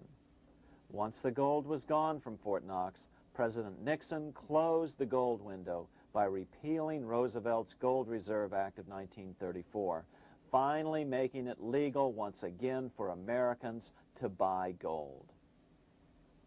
Naturally, gold prices immediately began to soar. 9 years later, gold sold for $880 per ounce, 25 times what the gold in Fort Knox was sold for. One would think that eventually someone in the government would get wind of what was happening and blow the whistle. The largest fortune in the history of the world stolen. Shades of the old James Bond film, Goldfinger. Well, as a matter of fact, Ian Fleming, the author of the James Bond series, was head of the British counterintelligence service, MI5. Some believe in the intelligence community that he wrote much of his fiction as a warning, as many authors of fiction do. If the removal of all the good delivery gold from Fort Knox can be viewed as a deliberate raid on the U.S. Treasury, then such an operation might well have been years in the making, namely 40 years. Certainly enough time for Fleming to get wind of it and try to prevent it. So just how did the story of the Fort Knox gold robbery get out? It all started with an article in a New York periodical in 1974. The article charged that the Rockefeller family was manipulating the Federal Reserve to sell off Fort Knox gold at bargain basement prices to anonymous European speculators. 3 days later, the anonymous source of the story, Louise Auchincloss Boyer, mysteriously fell to her death from the window of her 10th floor apartment in New York. How would Mrs. Boyer have known of the Rockefeller connection to the Fort Knox gold heist? She was the longtime secretary of Nelson Rockefeller. For the next 14 years, this man, Ed Durrell, a wealthy Ohio industrialist, devoted himself to a quest for the truth concerning the Fort Knox gold. He wrote thousands of letters to over 1,000 government and banking officials, trying to find out how much gold was really left and where the rest of it had gone. Edith Roosevelt, the granddaughter of President Teddy Roosevelt, questioned the actions of the government in a March 1975 edition of the New Hampshire Sunday News. Allegations of missing gold from our Fort Knox vaults are being widely discussed in European financial circles. But what is puzzling is that the administration is not hastening to demonstrate conclusively that there is no cause for concern over our gold treasure, if indeed it is in a position to do so. Unfortunately, Ed Durrell never did accomplish his primary goal, a full audit of the gold reserves in Fort Knox. It's incredible that the world's greatest treasure has had little accounting or auditing. This gold belonged to the American people, not the Federal Reserve and their foreign owners. One thing is certain, the government could blow all of this speculation away in a few days with a well-publicized audit under the searing lights of media cameras. It has chosen not to do so. One must conclude that they are afraid of the truth such an audit would reveal. What is the government so afraid of? Here's the answer. When President Ronald Reagan took office in 1981, his conservative friends urged him to study the feasibility of returning to a gold standard as the only way to curb government spending. It sounded like a reasonable alternative, so President Reagan appointed a group of men called the Gold Commission to study the situation and report back to Congress. What Reagan's Gold Commission reported back to Congress in 1982 was the following shocking revelation concerning gold. The U.S. Treasury owned no gold at all. All the gold that was left in Fort Knox was now owned by the Federal Reserve, a group of private bankers, as collateral against the national debt. The truth of the matter is that never before has so much money been stolen from the hands of the general public and put into the hands of a small group of private investors, the money changers.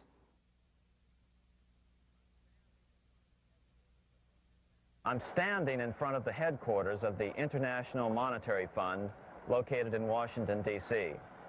Across the street, right over there, is the headquarters of the World Bank. What are these organizations and who controls them? And most importantly, are they about to create a huge worldwide depression? Let us step back in time for a moment to the aftermath of World War I. People were tired of war, so under the guise of peacemaking, the international bankers devised a plan to consolidate power even further. Claiming only an international government would stem the tide of world wars, the money changers pushed forward a proposal for world government which stood on three legs. A world central bank to be called the Bank of International Settlements, a world judiciary to be called the World Court located in The Hague, the Netherlands, and a world executive and legislature to be called the League of Nations.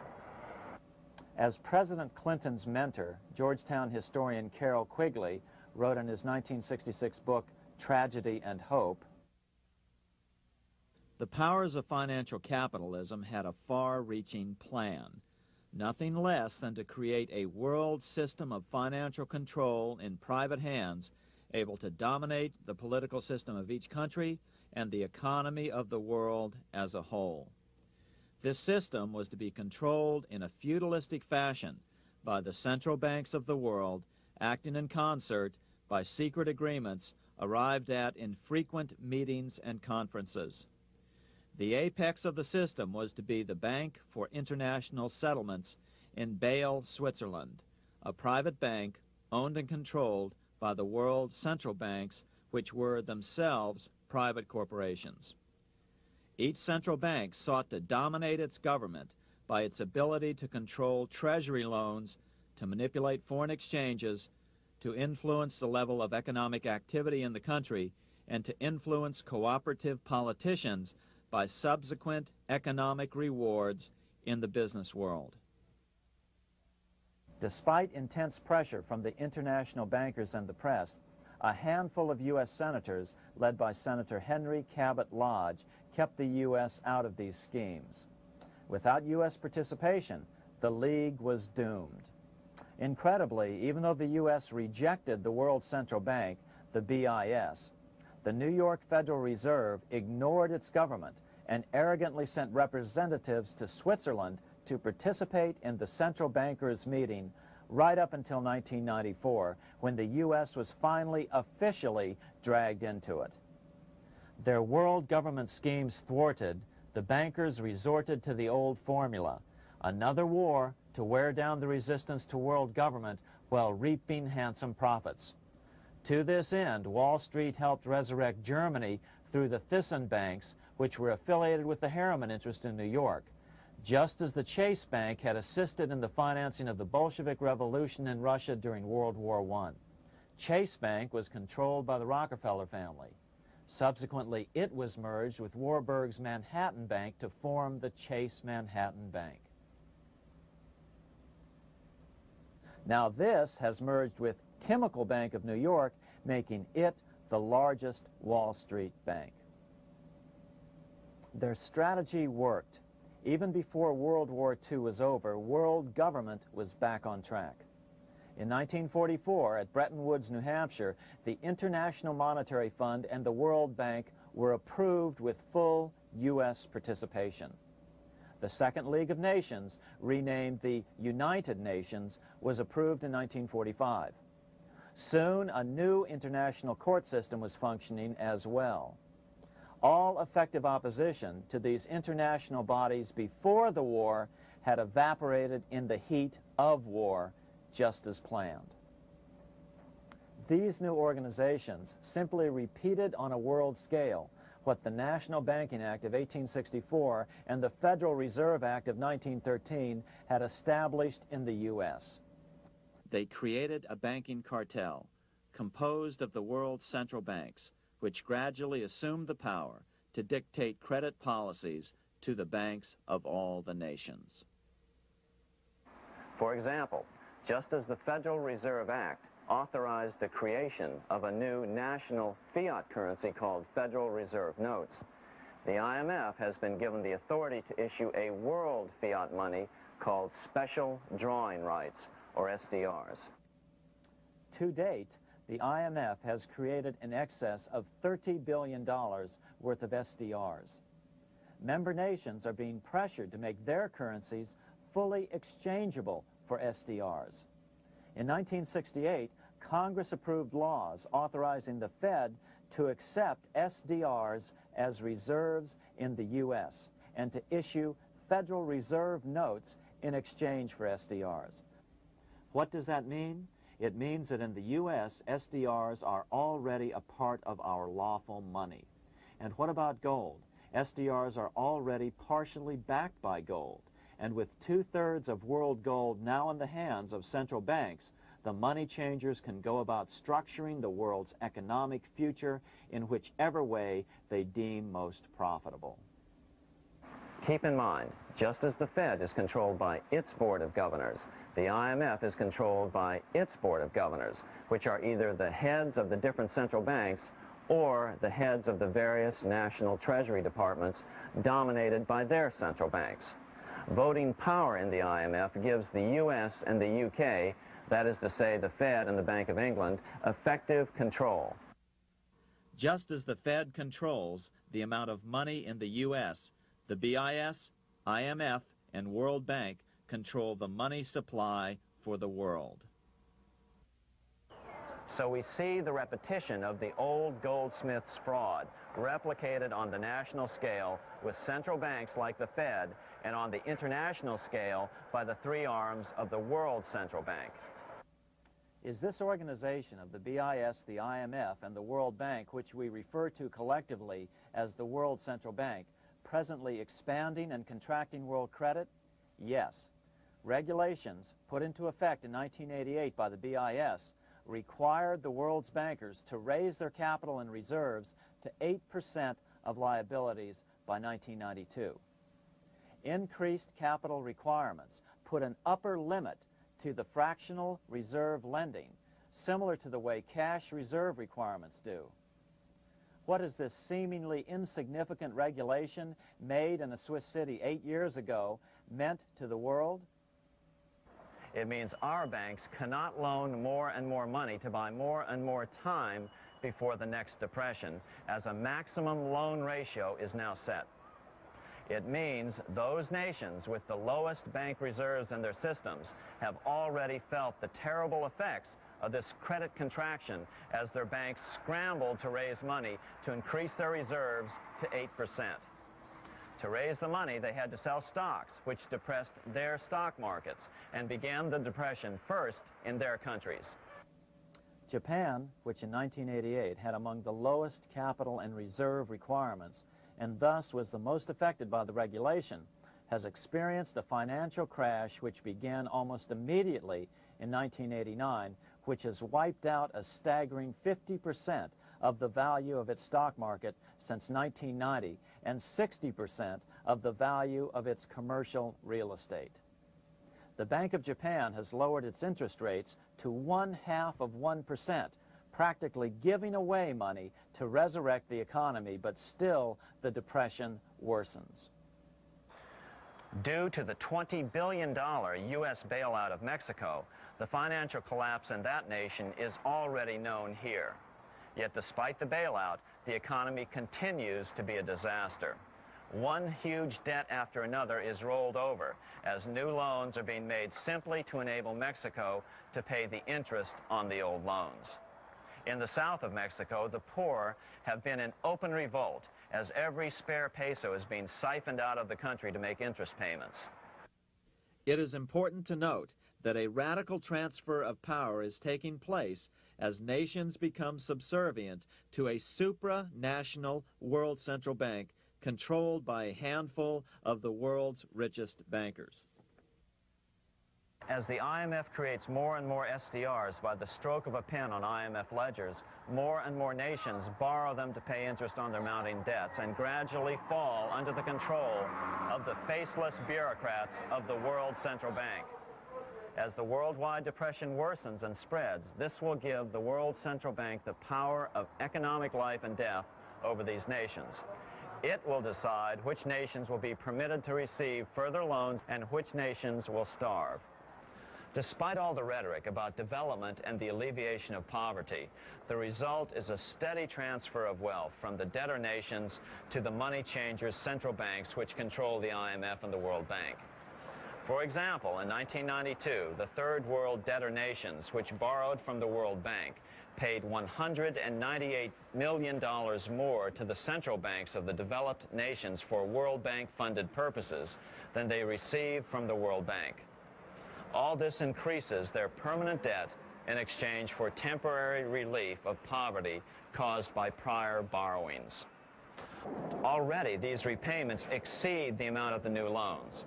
By 1992, Africa's external debt had reached $290 billion, 2.5 times greater than in 1980, resulting in skyrocketing infant mortality rates and unemployment, deterioration of schools, housing, and the general health of the people.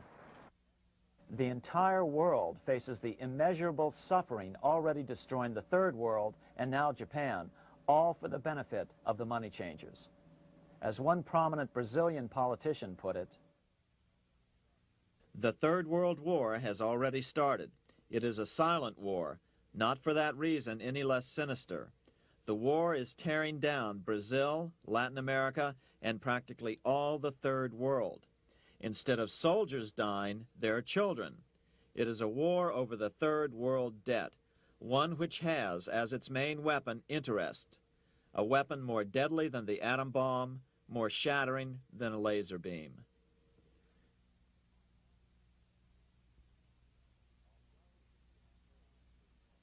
Although it would be absurd to ignore the pivotal role played by influential families such as the Rothschilds, the Warburgs, the Schiffs, the Morgans, and the Rockefellers in any review of the history of central banking and fractional banking, keep in mind, by now, central banks and the large commercial banks are up to 3 centuries old and deeply entrenched in the economic life of many nations. These banks are no longer dependent on clever individuals such as a Nathan Rothschild. Years ago, the question of ownership was important, but no longer. For example, both the Bank of England and the Bank of France were nationalized after World War II, and nothing changed, nothing at all. They endure and continue to grow, now protected by numerous laws, paid politicians, and mortgaged media, untouched by the changing of generations. 3 centuries have given them an aura of respectability. The old school tie is now worn by the 6th generation son, who's been raised in a system that he may never question as he is named to serve on the governing boards of countless philanthropic organizations. To focus attention today on individuals or families, or to attempt to sort out the current holders of power, serves little useful purpose and would be a distraction from the cure. The problem is far bigger than that. It is the corrupt banking system that was and is being used to consolidate vast wealth into fewer and fewer hands that is our current economic problem. Change the names of the main players now, and the problem will neither go away nor even miss a beat. Likewise, among the hordes of bureaucrats working in the World Bank, central banks, and international banks, only a tiny fraction have any idea of what's really going on. No doubt they'd be horrified to learn that their work is contributing to the terrible impoverishment and gradual enslavement of mankind to a few incredibly rich plutocrats. So really, there's no use in emphasizing the role of individuals anymore. And the problem even transcends the normal spectrum of political right and left. Both communism and socialism, as well as monopoly capitalism, have been used by the money changers. Today, they profit from either side of the new political spectrum. The big government, welfare state on the so-called left wing versus the neoconservative, laissez-faire capitalists who want big government totally out of their lives on the right wing. Either way, the bankers win. Monetary reform is the most important political issue facing this nation. That clarified, let's proceed to the conclusions in the spirit Lincoln declared, with malice towards none, with charity towards all. At the start of this video, we ask a number of troubling questions. Let's be sure we've answered them.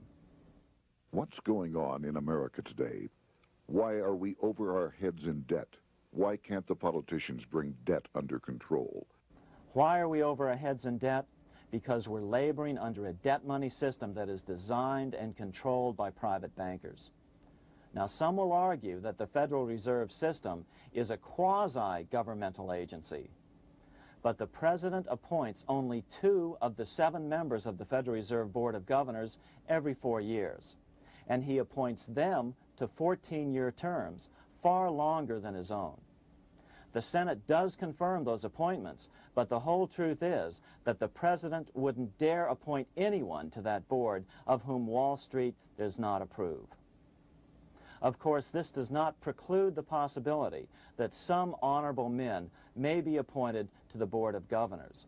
But the fact is that the Fed is specifically designed to operate independently of our government, as are nearly all other central banks. Some argue that the Fed promotes monetary stability. We saw the current head of the Bank of England, Eddie George, claim that this was the most important role of a central bank. In fact, the Fed's record of stabilizing the economy shows it to be a miserable failure in this regard.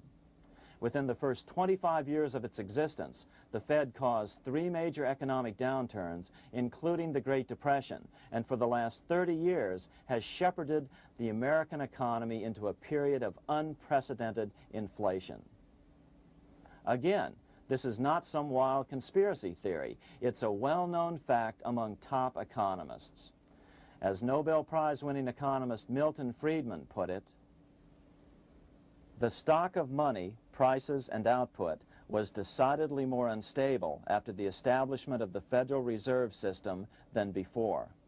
The most dramatic period of instability in output was, of course, the period between the 2 wars, which includes the severe monetary contractions of 1920-21, 1929-33, and 1937-38. No other 20-year period in American history contains as many as 3 such severe contractions.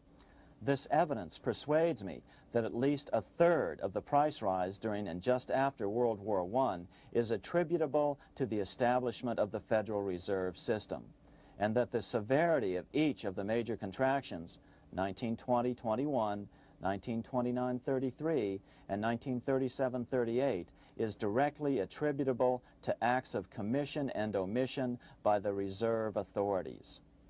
Any system which gives so much power and so much discretion to a few men so that mistakes, excusable or not, can have such far-reaching effects is a bad system.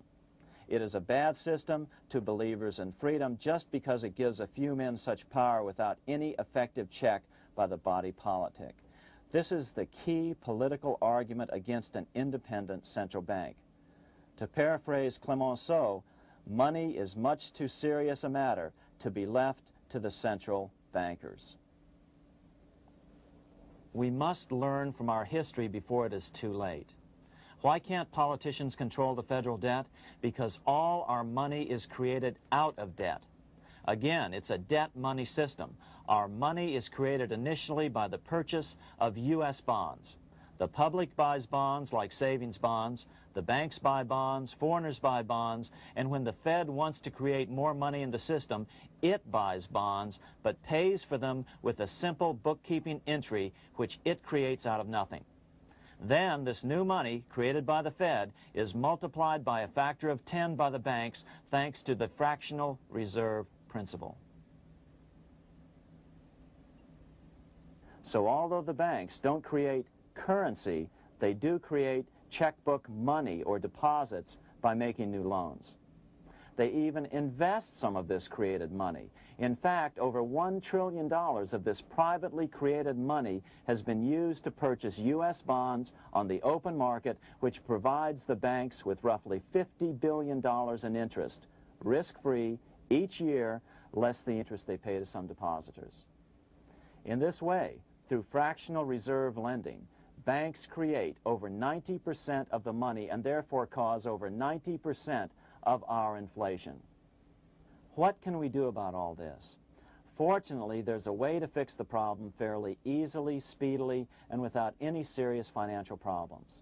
We can get our country totally out of debt in 1 to 2 years by simply paying off these U.S. bonds with debt-free U.S. notes, just like Lincoln issued. Of course, that by itself would create tremendous inflation, since our currency is presently multiplied by the fractional reserve banking system. But here's the ingenious solution, advanced in part by Milton Friedman, to keep the money supply stable and avoid inflation and deflation while the debt is retired. As the Treasury buys up its bonds on the open market with U.S. notes, the reserve requirements of your hometown local bank will be proportionally raised, so the amount of money in circulation remains constant. As those holding bonds are paid off in U.S. notes, they will deposit this money, thus making available the currency then needed by the banks to increase their reserves. Once all the U.S. bonds are replaced with U.S. notes, banks will be at 100% reserve banking instead of the fractional reserve system currently in use. From this point on, the former Fed buildings will only be needed as a central clearinghouse for checks and as vaults for U.S. notes. The Federal Reserve Act will no longer be necessary and could be repealed. Monetary power can be transferred back to the Treasury Department. There would be no further creation or contraction of money by banks. By doing it this way, our national debt can be paid off in a single year or so, and the Fed and fractional reserve banking abolished without national bankruptcy, financial collapse, inflation or deflation, or any significant change in the way the average American goes about his business. To the average person, the primary difference would be that for the first time since the Federal Reserve Act was passed in 1913, taxes would begin to go down. Now there's a real national blessing for you, rather than for Hamilton's banker friends. Now let's take a look at these proposals in more detail.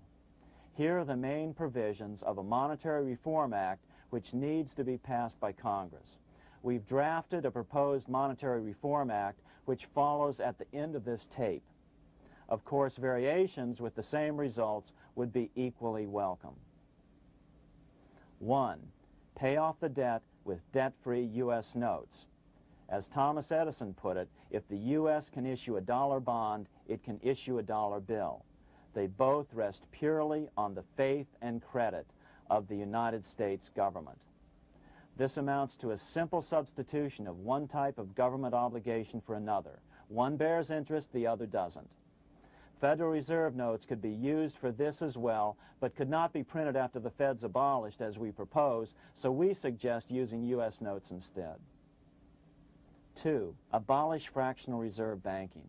As the debt is paid off, the reserve requirements of all banks and financial institutions would be raised proportionally at the same time to absorb the new U.S. notes, which would be deposited and become the bank's increased reserves.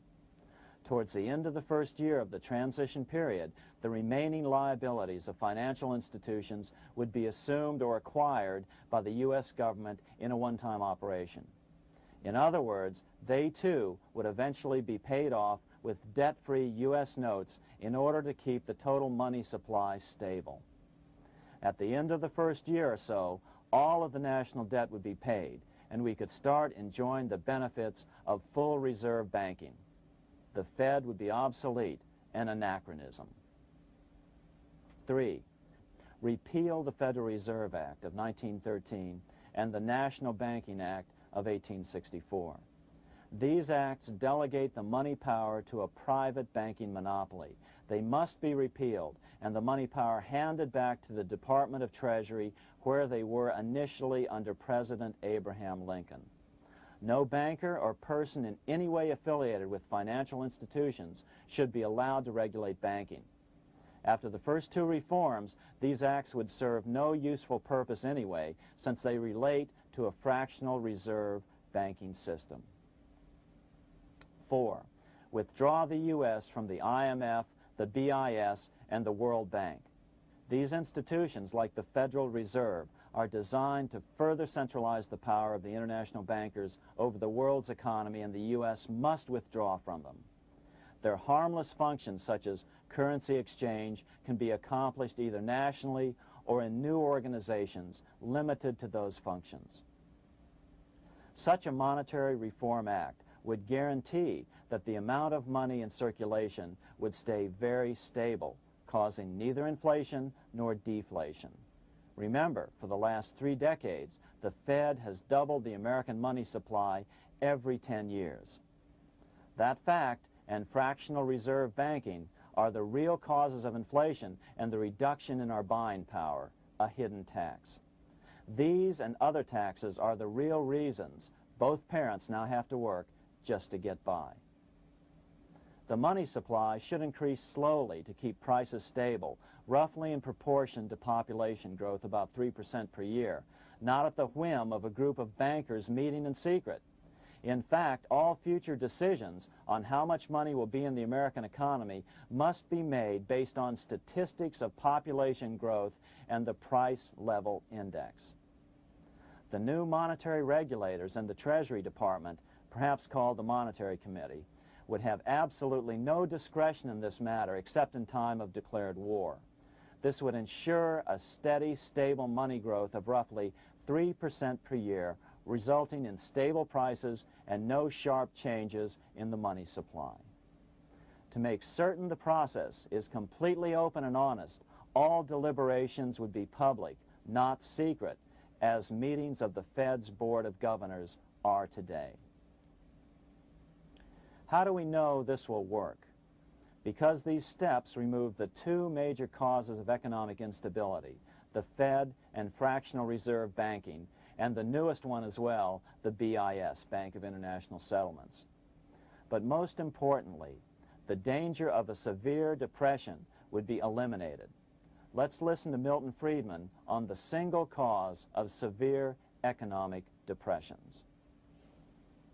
I know of no severe depression in any country or any time that was not accompanied by a sharp decline in the stock of money, and equally of no sharp decline in the stock of money that was not accompanied by a severe depression.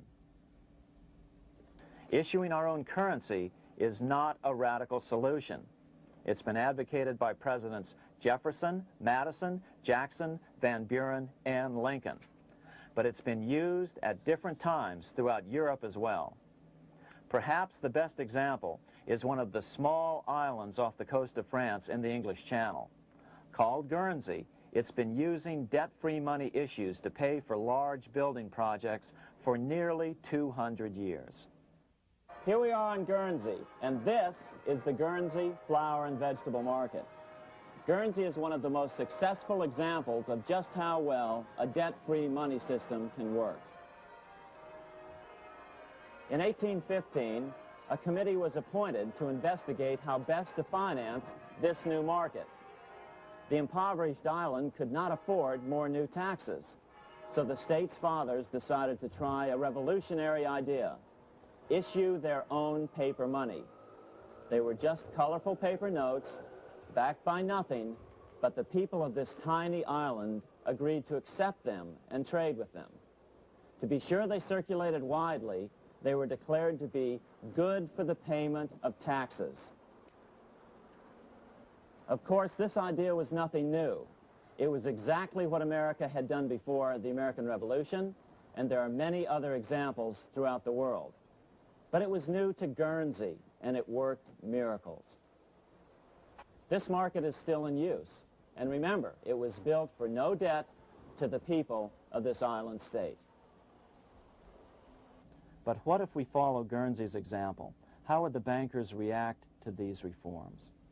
Certainly the international bankers cartel will oppose reforms that do away with their control of the world's economies as they have in the past. But it is equally certain that Congress has the constitutional authority and responsibility to authorize the issuance of debt-free money, U.S. notes, and to reform the very banking laws it ill-advisedly enacted.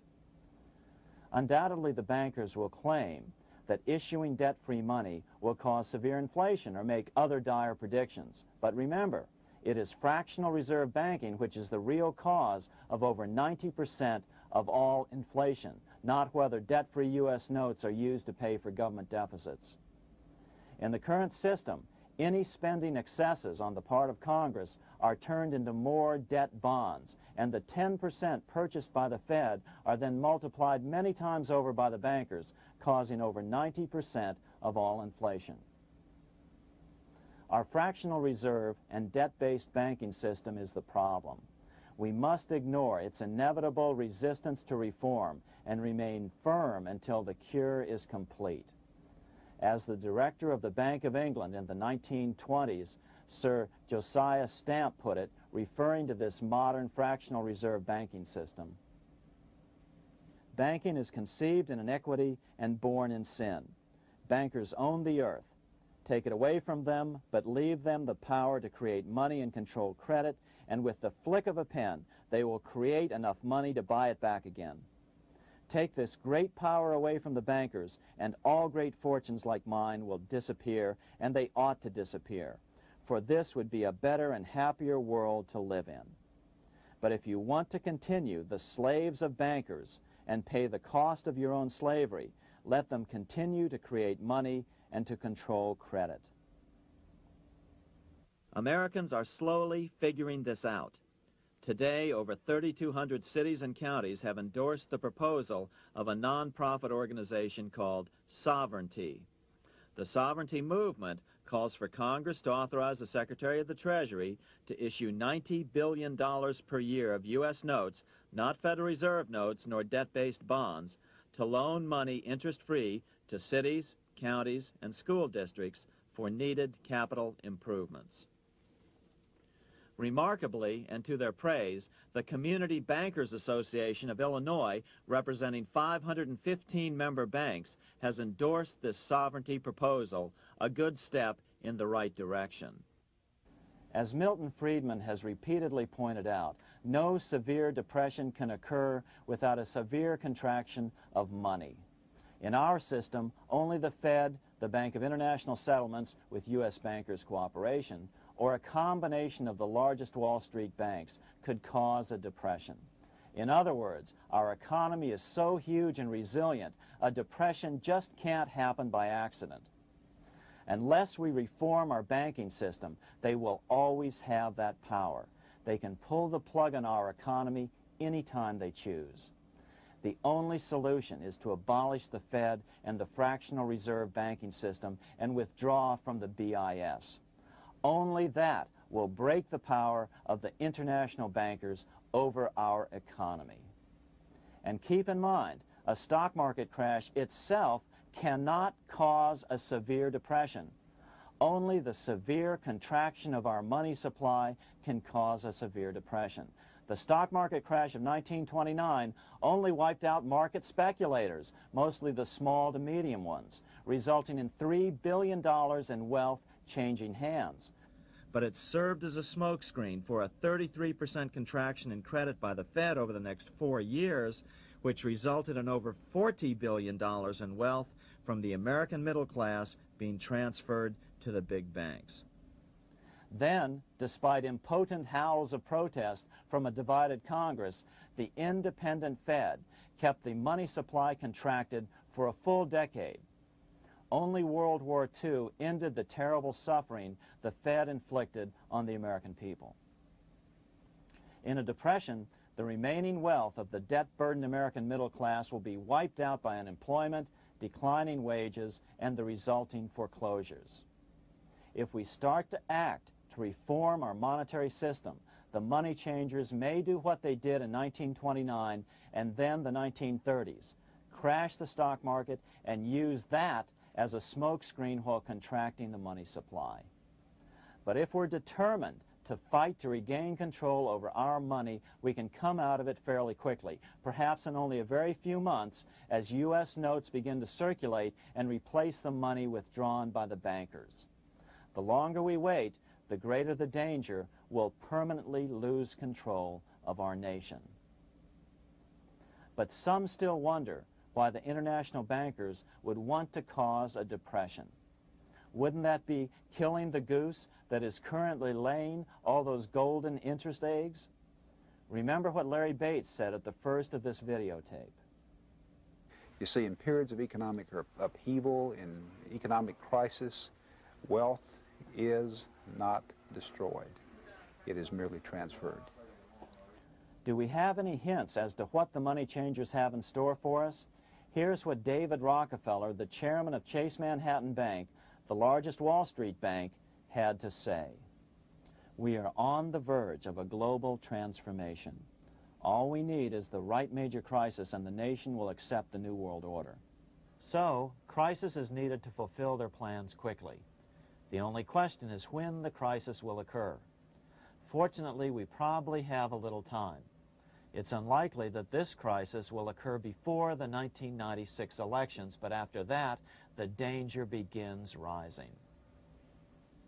But whether or not they decide to cause a crash or a depression through relentless increases in taxes and the loss of hundreds of thousands of jobs being sent overseas thanks to trade agreements such as GATT and NAFTA, the American middle class is an endangered species. Cheaper labor, including slave labor in Red China, which Harry Wu has heroically documented, is being used to compete with American labor. In other words, money is being consolidated in fewer and fewer hands as never before in the history of this nation or the world. Without reform, the American middle class will soon be extinct, leaving only the very rich few and the very many poor, as has already occurred in most of the world. We've been warned of all this by congressmen, presidents, industrialists, and economists down through the years. Religious leaders, too, have seen the danger. About 1898, during the time of William Jennings Bryan, Pope Leo XIII put it this way. On the one side, there is the party which holds the power because it holds the wealth, which has in its grasp all labor and all trade, which manipulates for its own benefit and its own purposes all the sources of supply, and which is powerfully represented in the councils of state itself. On the other side, there is the needy and powerless multitude, sore and suffering. Rapacious usury, which, although more than once condemned by the Church, is nevertheless under a different form, but with the same guilt, still practiced by avaricious and grasping men, so that a small number of very rich men have been able to lay upon the masses of the poor a yoke little better than slavery itself. More recently, during America's Great Depression, Pope Pius XI spoke of the same problem. In our days, not alone is wealth accumulated, but immense power and despotic economic domination is concentrated in the hands of a few. This power becomes particularly irresistible when exercised by those who, because they hold and control money, are able also to govern credit and determine its allotment. For this reason, supplying, so to speak, the lifeblood to the entire economic body and grasping, as it were, in their hands the very soul of the economy, so that no one dare breathe against their will. Educate your friends. Our country needs a solid group who really understand how our money is manipulated and what the solutions really are. Because if a depression comes, there will be those who call themselves conservatives who will come forward advancing solutions framed by the international bankers. Beware of calls to return to a gold standard. Why? Simple, because never before has so much gold been so concentrated outside of American hands. And never before has so much gold been in the hands of international governmental bodies such as the World Bank and International Monetary Fund. A gold-backed currency usually brings despair to a nation, and to return to it would certainly be a false solution in our case. Remember, we had a gold-backed currency in 1929 and during the first 4 years of the Great Depression.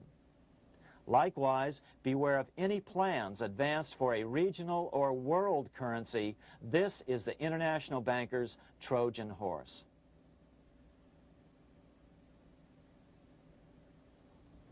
Educate your member of Congress. It only takes a few persuasive members to make the others pay attention. Most congressmen just don't understand the system. Some understand it, but are so influenced by bank PAC contributions that they ignore it, not realizing the gravity of their neglect. We hope we've made a valuable contribution to the national debate on monetary reform. It remains for each man to do his duty, consistent with his state in life. May God give us the light to help reform our nation and ourselves. We say ourselves because ultimately vast multitudes of men are going to be driven more and more to desperation by the accumulation of the world's wealth in fewer and fewer hands. Men will tend to become like their oppressors, selfish and greedy. Rather, let's keep in mind during this period of reform a warning not to lose sight of greater things, as Pope Pius XI put it. For what will it profit men that a more prudent distribution and use of riches make it possible for them to gain even the whole world, if thereby they suffer the loss of their own souls? What will it profit to teach them sound principles in economics, if they permit themselves to be so swept away by selfishness, by unbridled and sordid greed, that hearing the commandments of the Lord, they do all things contrary?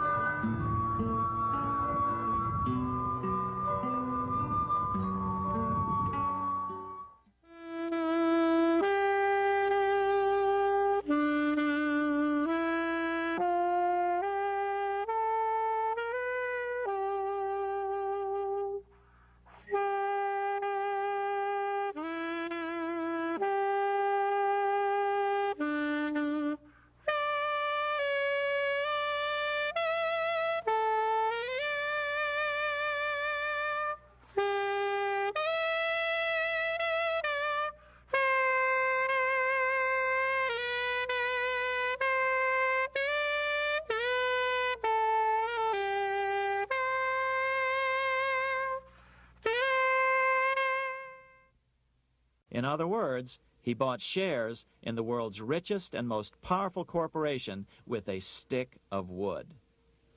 It's ironic that after its formation in 1694, the Bank of England attacked the tally stick system because it was money outside the power of the money changers, just as King Henry had wanted it to be. Why do people accept sticks of wood for money? That's a great question. Throughout history, people traded anything they thought had value and used as money. You see, the secret is that money is only what people agree on to use as money. What's our paper money today? It's really just paper. But here's the trick. King Henry ordered that tally sticks had to be used to pay the king's taxes. This built-in demand for tally sticks immediately made them circulate and be accepted as money. And they worked well. In fact, no other form of money has worked so well for so long as tally sticks. Keep in mind, the British Empire was built under the tally stick system. The tally stick system succeeded despite the fact that the money changers constantly attacked it by offering the metal coin system as competition. In other words, metal coins never went completely out of circulation, but tally sticks hung on because they were good for the payment of taxes. Finally, in the 1500s, King Henry VIII relaxed the laws concerning usury, and the money changers wasted no time reasserting themselves. They quickly made their gold and silver money plentiful for a few decades. But when Queen Mary took the throne and tightened the usury laws again, the money changers renewed the hoarding of gold and silver coins, forcing the economy to plummet. When Queen Mary's sister, Queen Elizabeth I, took the throne, she was determined to regain control over English money. Her solution was to issue gold and silver coins from the public treasury and take the control over the money supply away from the money changers. Although control over money was not the only cause of the English Revolution in 1642, religious differences fueled the conflict. Monetary policy played a major role. Financed by the money changers, Oliver Cromwell finally overthrew King Charles, purged the Parliament, and put the king to death. The money changers were immediately allowed to consolidate their financial power. The result was that for the next 50 years, the money changers plunged Great Britain into a series of costly wars. They took over a square mile of property in the center of London, known as the City of London.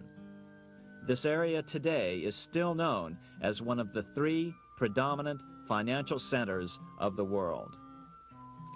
Conflicts with the Stuart kings led the money changers in England to combine with those in the Netherlands to finance the invasion of William of Orange, who overthrew the Stuarts in 1688 and took the English throne.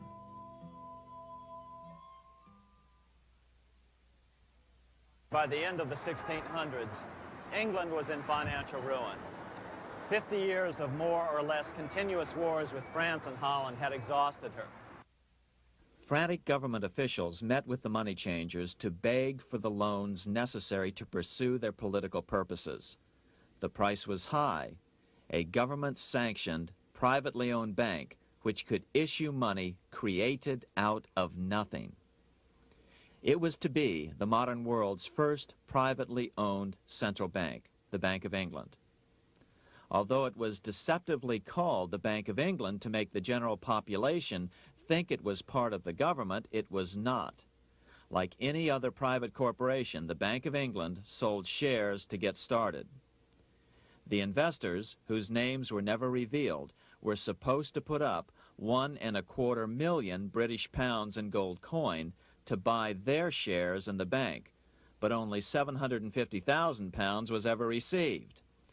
Despite that, the bank was duly chartered in 1694 and started out in the business of loaning out several times the money it supposedly had in reserves, all at interest. In exchange, the new bank would loan British politicians as much of the new currency as they wanted, as long as they secured the debt by direct taxation of the British people. So, legalization of the Bank of England amounted to nothing less than legal counter. You could loan out this extra money and collect interest on it. This was the birth of fractional reserve banking.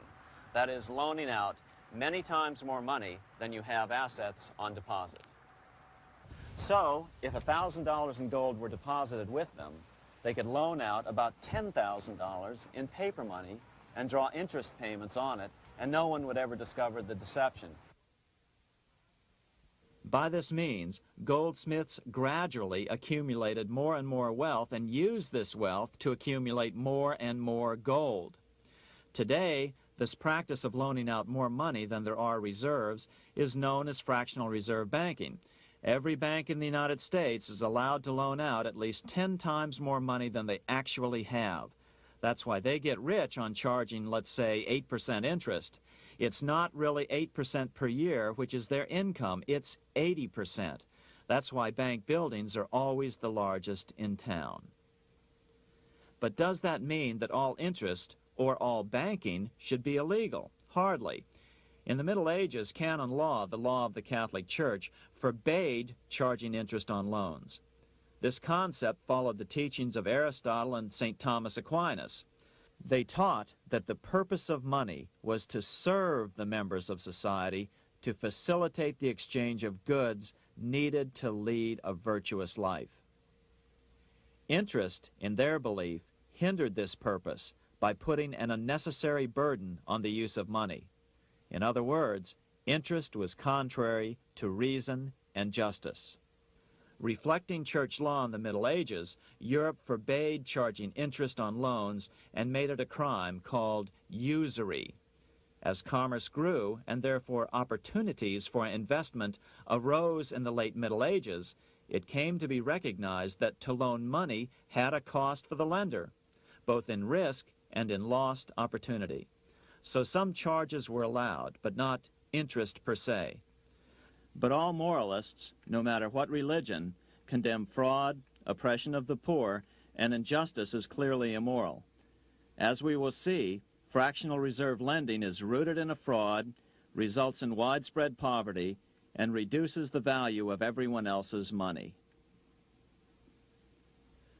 The ancient goldsmiths discovered that extra profits could be made by rowing the economy between easy money and tight money. When they made money easier to borrow, then the amount of money in circulation expanded. Money was plentiful. People took out more loans to expand their businesses. But then the money changers would tighten the money supply. They would make loans more difficult to get. What would happen? Just what happens today. A certain percentage of people could not repay their previous loans and could not take out new loans to repay the old ones. Therefore, they went bankrupt and had to sell their assets to the goldsmiths for pennies on the dollar. The same thing is still going on today. Only today, we call this rowing of the economy up and down the business cycle. Like Julius Caesar, King Henry I of England finally resolved to take the money power away from the goldsmiths about 1100 A.D. Henry could have used anything as money, seashells, feathers, or even yak dung, as is often done in remote Tibetan provinces. But he invented one of the most unusual money systems in history. It was called the tally stick system. Here I have one of the few surviving examples of this form of British money, which lasted 726 years until 1826, a tally stick. The tally system was adopted to avoid the monetary manipulation of the goldsmiths. Tally sticks were money fabricated out of sticks of polished wood. Notches were cut along one edge of the stick to indicate the denominations. Then the stick was split lengthwise through the notches so that both pieces still had a record of the notches. The king kept one half to protect against counterfeiting. Then he would spend the other half into the economy and they would circulate as money. This particular tally stick is huge. It represented 25,000 pounds. one of the original stockholders in the Bank of England, purchased his original shares with this stick.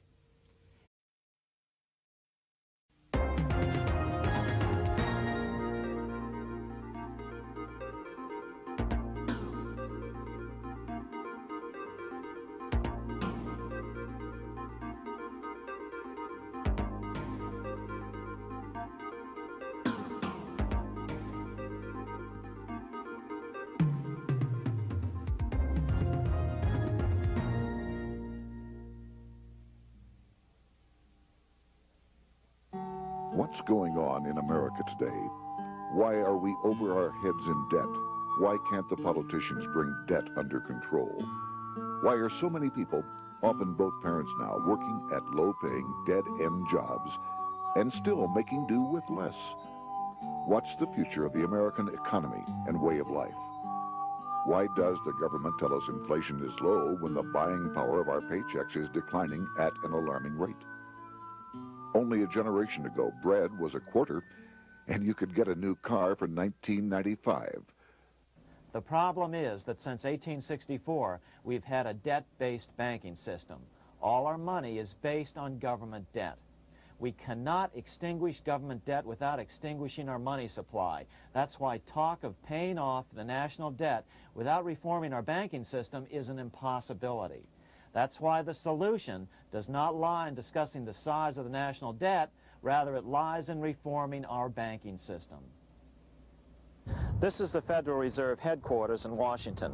It sits on this very impressive address, right on Constitution Avenue, right across from the Lincoln Memorial. But is it federal? Is it really part of the United States government? Well, what we're about to show you is that there's nothing federal about the Federal Reserve, and there are no reserves. The name is a deception created back before the Federal Reserve Act was passed in 1913 to make Americans think that America's central bank operates in the public interest. The truth is that the Federal Reserve is a private bank owned by private stockholders and run purely for their private profit.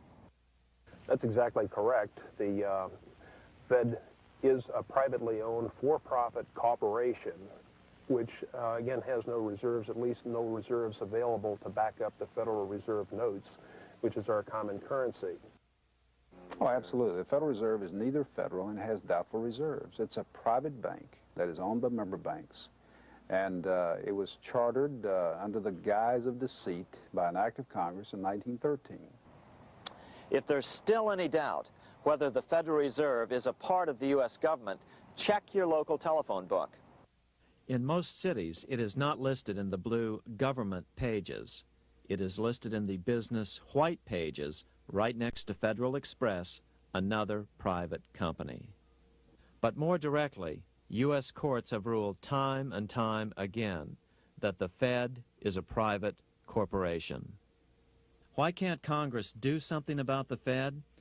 Most members of Congress just don't understand the system, and the few who do are afraid to speak up. For example, initially a veteran congressman from Chicago asked us if he could be interviewed for this video. However, both times our camera crew arrived at his office to do the interview, this was all we were able to film. The congressman never appeared, and eventually decided he no longer wanted to participate. But a few others in Congress have been bolder over the years. Here are three quick examples. In 1923, Representative Charles A. Lindbergh, a Republican from Minnesota, and father of the famed aviator Lucky Lindy, put it this way: the financial system has been turned over to the Federal Reserve Board. That board administers the finance system by authority of a purely profiteering group. The system is private, conducted for the sole purpose of obtaining the greatest possible profits from the use of other people's money. One of the most outspoken critics in Congress of the Fed was the former chairman of the House Banking and Currency Committee during the Great Depression years. Lewis T. McFadden, Republican of Pennsylvania, said in 1932, "We have in this country one of the most corrupt institutions the world has ever known. I refer to the Federal Reserve Board. This evil institution has impoverished the people of the United States and has practically bankrupted our government. It has done this through the corrupt... We must act. We must take back the power to issue our own money. Issuing our own money is not a radical solution. I want to stress that. It's the same solution used at different points in U.S. history by men like Benjamin Franklin, Thomas Jefferson, Andrew Jackson, Martin Van Buren, and Abraham Lincoln. So, to sum it up, in 1913, Congress gave an independent central bank, deceptively named the Federal Reserve, a monopoly over issuing America's money, and the debt generated by this quasi-private corporation is what is killing the American economy. Though the Federal Reserve is now the most powerful central bank in the world, it was not the first. So where did this idea come from? To really understand the magnitude of the problem, we have to travel back to Europe. Just who are these money changers James Madison spoke of? In the Bible, 2,000 years ago, Jesus drove the money changers from the temple. It was the only time Jesus used force during his ministry. What were money changers doing in the temple? When Jews came to Jerusalem to pay their temple tax, they could only pay it with a special coin, the half shekel of the sanctuary. This was a half ounce of pure silver about this size. It was the only coin around at that time which was pure silver and of assured weight without the image of a pagan emperor. Therefore, to Jews, the half shekel was the only coin acceptable to God. But these coins were not plentiful. The money changers had cornered the market on them. Then they raised the price, just like any other commodity, to whatever the market would bear.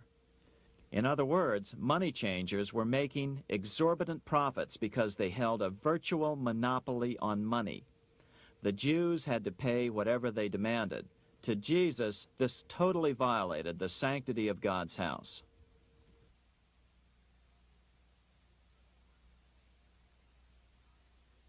But the money-changing scam did not originate in Jesus' day. 200 years before Christ, Rome was having trouble with money changers.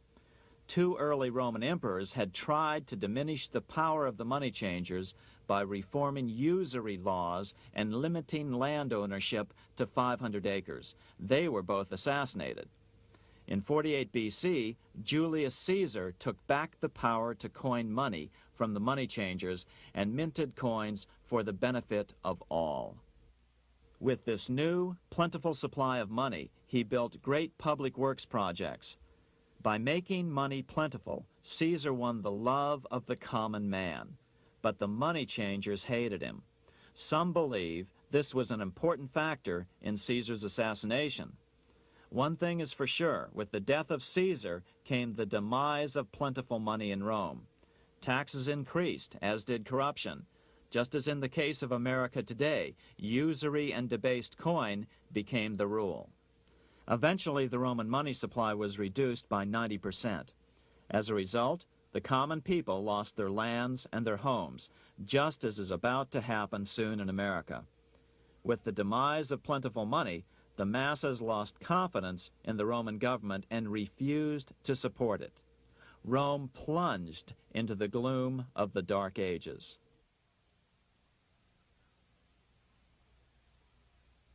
A 1,000 years after the death of Christ, money changers, those who loan out and manipulate the quantity of money, were active in medieval England.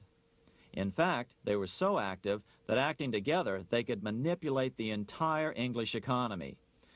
These were not bankers per se. The money changers generally were the goldsmiths. They were the first bankers because they started keeping other people's gold for safekeeping in their vaults. The first paper money was merely a receipt for gold left at the goldsmith. Paper money caught on because it was more convenient than carrying around a lot of heavy gold and silver coins. Eventually, goldsmiths noticed that only a small fraction of the depositors ever came in and demanded their gold at any one time. goldsmiths started cheating on the system. They discovered that they could print more money than they had gold, and usually no one would be the wiser. Then they practices of the moneyed vultures who control it. Senator Barry Goldwater was a frequent critic of the Fed. Most Americans have no real understanding of the operation of the international moneylenders. The accounts of the Federal Reserve System have never been audited. It operates outside the control of Congress and manipulates the credit of the United States. The Federal Reserve really, even though it is not part of the federal government, it is more powerful than the federal government. It's more powerful than the President, the Congress, and the courts. Now, a lot of people challenge me on that, but let me prove my case. The Federal Reserve determines what the average person's car payment is going to be, what their house payment is going to be, and whether they have a job or not. And I submit to you that that's total control. And the Federal Reserve is the largest single creditor of the United States government. What does Proverbs tell us? The borrower is servant to the lender. What one has to understand is that from the day the Constitution was adopted right up to today, the folks who profit from privately owned central banks, as Madison called them, the money changers, have fought a running battle for control over who gets to print America's money. Why is who prints the money so important? Think of money as just another commodity. If you have a monopoly on a commodity that everyone needs, everyone wants, and nobody has enough of, there are lots of ways to make a profit, and also exert tremendous political influence. That's what this battle is all about. Throughout the history of the United States, the money power has gone back and forth between Congress and some sort of privately owned central bank. The Founding Fathers knew the evils of a privately owned central bank. First of all, they had seen how the privately owned British central bank, the Bank of England, had run up the British national debt to such an extent that Parliament had been forced to place unfair taxes on the American colonies. In fact, as we'll see later, Ben Franklin claimed that this was the real cause of the American Revolution. Most of the Founding Fathers realized the potential dangers of banking and feared bankers' accumulation of wealth and power. Jefferson put it this way: I sincerely believe that banking institutions are more dangerous to our liberties than standing armies. The issuing power should be taken from the banks and restored to the people to whom it properly belongs. That succinct statement of Jefferson is, in fact, the solution to all our economic problems today. It bears repeating. The issuing power should be taken from the banks and restored to the people to whom it properly belongs. James Madison, the main author of the Constitution, agreed. Interestingly, he called those behind the central bank scheme money changers. Madison strongly criticized their actions. History records that the money changers have used every form of abuse, intrigue, deceit, and violent means possible to maintain their control over governments by controlling money and its issuance. The battle over who gets to issue our money has been the pivotal issue throughout the history of the United States. Wars are fought over it, depressions are caused to acquire it. Yet after World War I, this battle was rarely mentioned in newspapers or history books. Why? By World War I, the money changers, with their dominant wealth, had seized control of most of the nation's press. Throughout U.S. history, this battle over who gets the power to issue our money has raged. In fact, it's changed hands back and forth 8 times since 1764, yet this fact has virtually vanished from public view for over 3 generations behind a smokescreen emitted by Fed cheerleaders in the media. Until we stop talking about deficits and government spending and start talking about who controls how much money we have, it's all just a big shell game, a complete and utter deception. It won't matter if you pass an ironclad amendment to the Constitution mandating a balanced budget. Our situation is only going to get worse until we root out the cause at its source. What's the solution for our national problem? First of all, education. That's what this video presentation is all about. But secondly, we